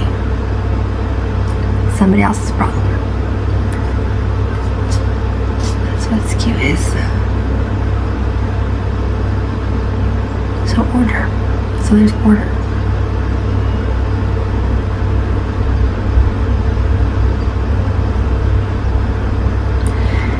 Order matters, and we're kind of making our way back to the center of it, so we might not understand everything, or we might not understand a story from beginning to end, but we will certainly be able to understand it going backwards. So we're still going backwards as far as the story of creation. We have to understand things first locally before we understand what's happening on the other side. So think about the saying, there is nothing new under the sun. In what ways do you see the truth of this statement? Nothing new under the sun.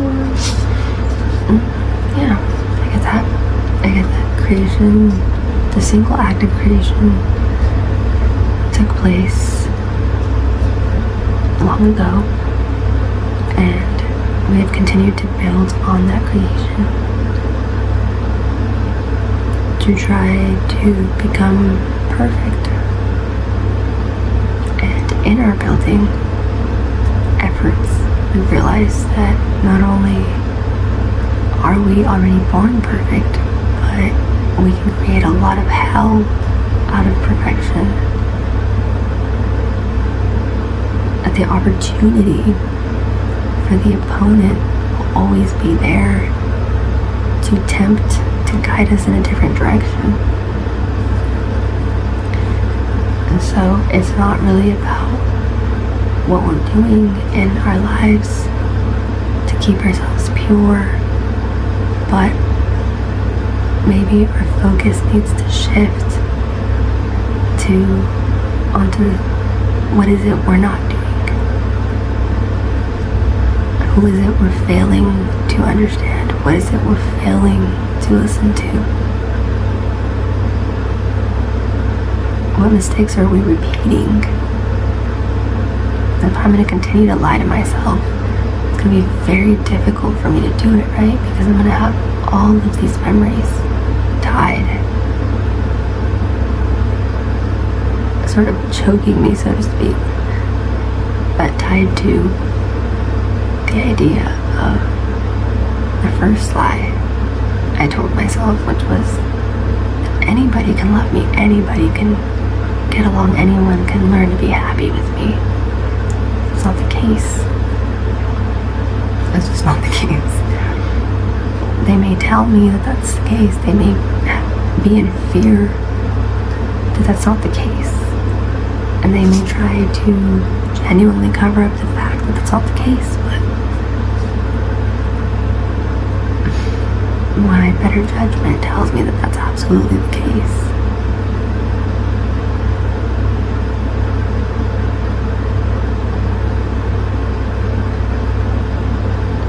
It tells me that every day.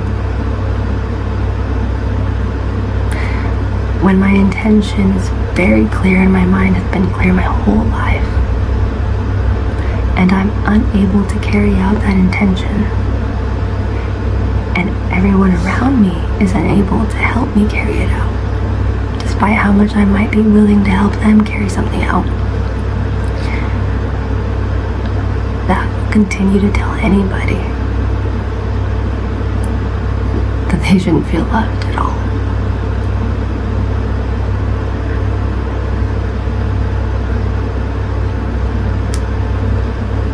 I'm kind of glad though. What that also tells me is that I believed in a perfect world because at one point it existed. But that maybe I'm not in that perfect world anymore. And I'm glad that I'm able to adjust to changing environments. It definitely points me to my own strengths more often than not when I think about them. And I hope that me talking about my strengths doesn't become a stumbling block for someone else to develop their strengths.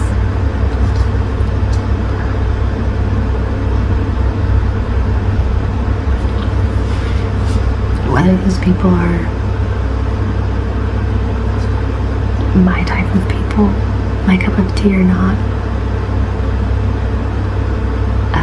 I definitely don't want to become a stumbling block to their spiritual progress. Anything else I can't speak for right now because it's in the future. But I can say that when it comes to spiritual progress, I know it would be beyond me to try to block anybody from that. I know that our founding fathers died for those rights. So many of them gave their lives.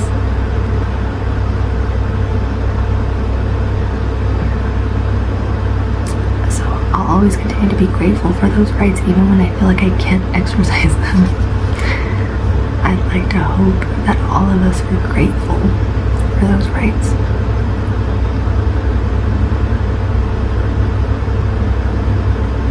Before time began, there was the light of the Creator. It was the only reality, and it had one nature, which was to share endlessly. Oh, wow. Of its very essence of infinite fulfillment, boundless joy, and limitless enlightenment. In Kabbalah, this ever-expanding light is also known as the first cause. If you're note-taking, I'll read that again. This ever-expanding light is also known as the first cause.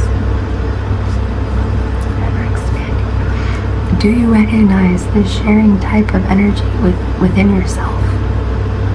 See how often it comes up during the day.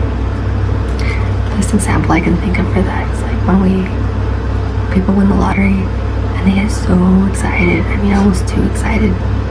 But it points to our divine nature to share, right? We always want it. When we're full of something, your cup is full, you want to fill someone else's. What else are you going to do with a full cup? Stupid. You fill cups. That's what you do. 1 cup, 2 cups, 3 cups, 4.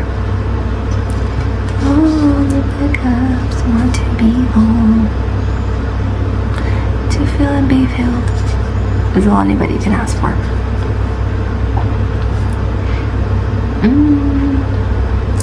So even in that moment of glory and peace, fortunately, because some people don't have this, there's always the exception, but for most of us, we're not tainted enough yet to be that evil. So when we do win the lottery, everyone's excited, like people get happy like for themselves, and they're so happy for themselves that they're willing to do things for other people, share that money with other people that they normally would never share with. But it makes sense, right? How much are you going to share of your cup if your cup is empty? You can't give what you don't have. But the minute that you have it, what are you doing with it? That's important, because not only do we have to question what we're doing with it, but let's be careful not to reward dharma. Like I said, karma is instant. I believe dharma is instant.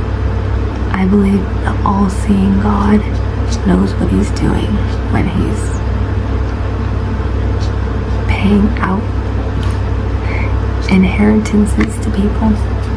And so if he's trying to punish somebody because God is law, this divine order can't be created or transformed. It already exists.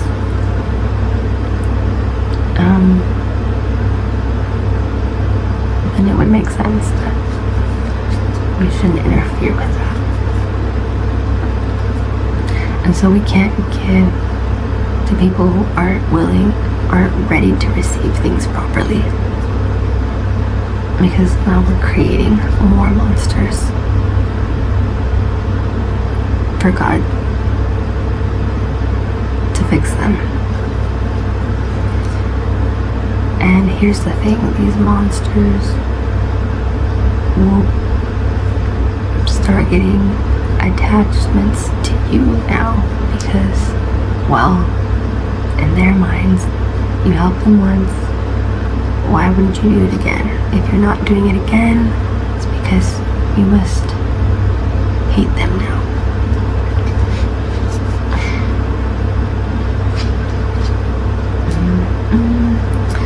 And you could say the same thing about thieves, right? If the story's backwards, let's say someone wants to deprive you of something, we know instinctively the reasons why someone would try to deprive us of something, right? Let's say if it's your boyfriend, he'll take your favorite book because it's your favorite. It's not because he wants to deprive you of books. It's because of all the reacting that happens. Yeah, he loves the reacting. He wants you to react. He will go through all and every hoop for you to react. Can't let them. But in our reactions, if we do react, it should only be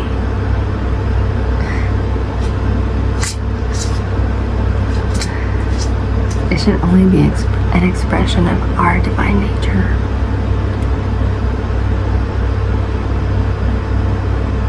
Oh no, I skipped something. Okay, I'm not gonna overthink it, so sorry if I skip things. I was really getting into that one though. Whatever, we'll come back to it. The moment the vessel restricted the light, it says the light constricted itself. The moment creating a vacuum, a single point of darkness in the endless world, which generated a cataclysmic explosion that gave birth to time and space.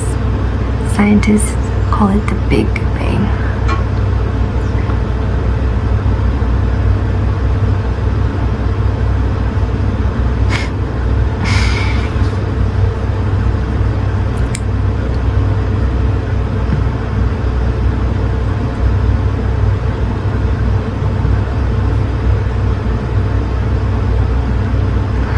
So this vessel resisted light. This vessel wanted to be the light instead of being a vessel. It wanted to give instead of receive. This is a perfect example of what we're constantly doing in our relationships. We're creating a vacuum, and it notes that as a single point of darkness in the endless world. It's not funny how like the finite can be born of the infinite. How does that happen?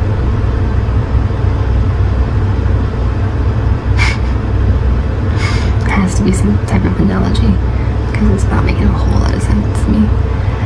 But it generated a cataclysmic explosion that gave birth to time and space. If you're imagining that, isn't it beautiful? It's almost like, let there be light, and let all receive. And when one might be tired of receiving all that is good and perfect, let him not receive it. Let him each person get exactly what they want, and let them have it immediately.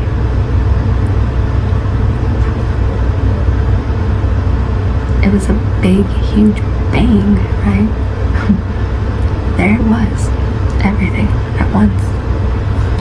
It didn't gradually unfold and start to unravel like a little beautiful flower full of seeds and sprout buds and thorns all over the body to protect itself. No. It was an explosion. It just happened. All of a sudden. Seemingly all of a sudden. But remember, Kabbalah always says that nothing is all of a sudden. Nothing just happens. So, now you know. It says try to practice resistance to notice the upheavals it causes in your habitual patterns of behavior. Yes, okay, so resistance to things. Upheaval is a good thing. It's a good thing. It causes, so behaviors shouldn't have to change too often, especially not like the patterns, because the patterns are even more vague than the behaviors. But certain things do go together, right? So sadness, anger all stem from fear, while all the happy emotions are on the other side of that magnet. So love, peace, and then right in the middle is what? The resistance, right? Hovering over the waters was God when he created the universe. It was right there, the resistance. It was the resistance to his law that sprouted this world. You know why God created the world? He created it as a place for Adam to go when he kicked him out of heaven. So it makes sense, right? That God would create this world suitable for Adam, because Adam wasn't fit to live in heaven. So let's make him a world where he's fit to live in. And he even had Adam name all the things in that world. He named the animals, ox, the vegetables, fruits. He gave them all names.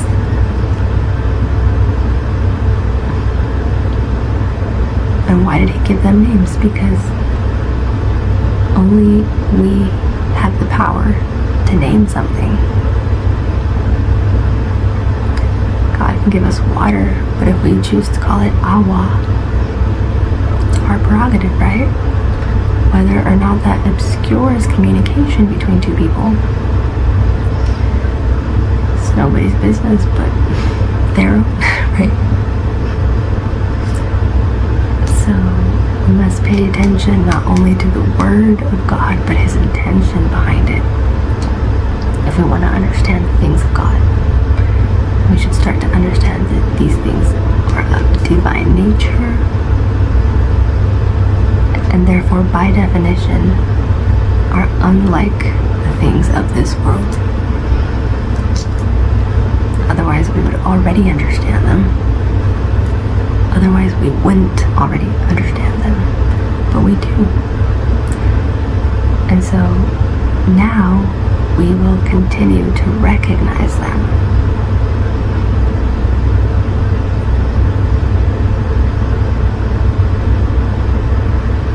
That's how we get back to understanding.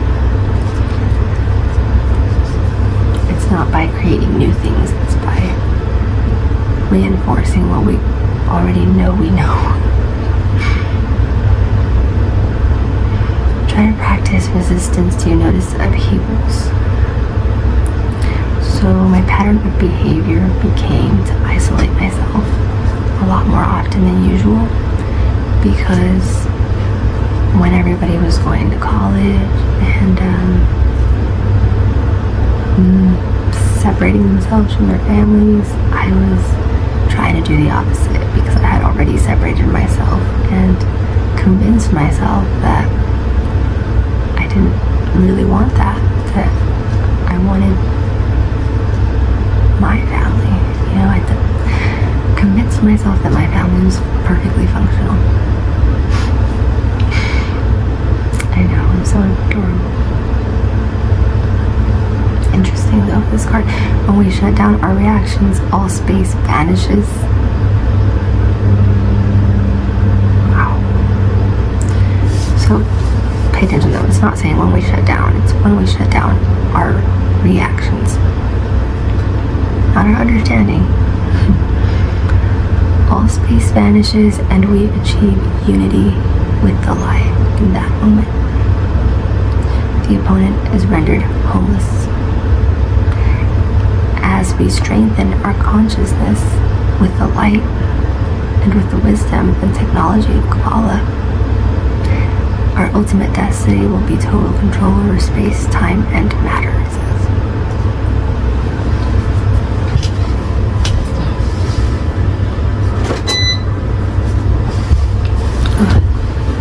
I can't even control, oh wow, as you can see, I can't even control my leg movements right now.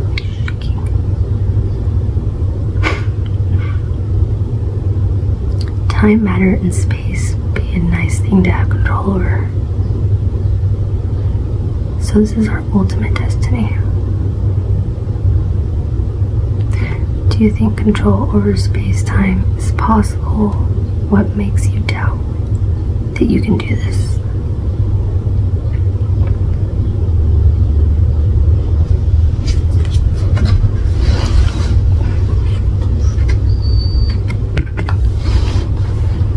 You can't see it, it's okay.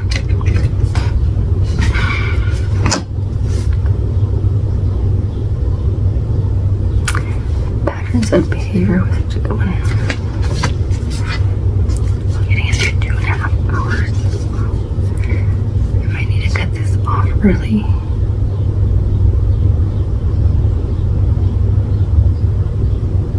Okay, one more.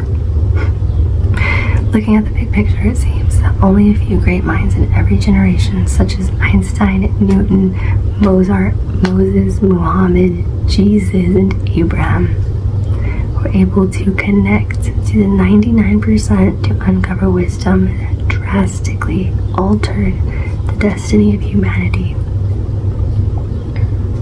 This is the one I was needing to get to, actually. It's perfectly popped up. I'm sorry, I'm smiling. It's just, this is all serving as confirmation for me right now about something that I've been praying about, so I'm really happy.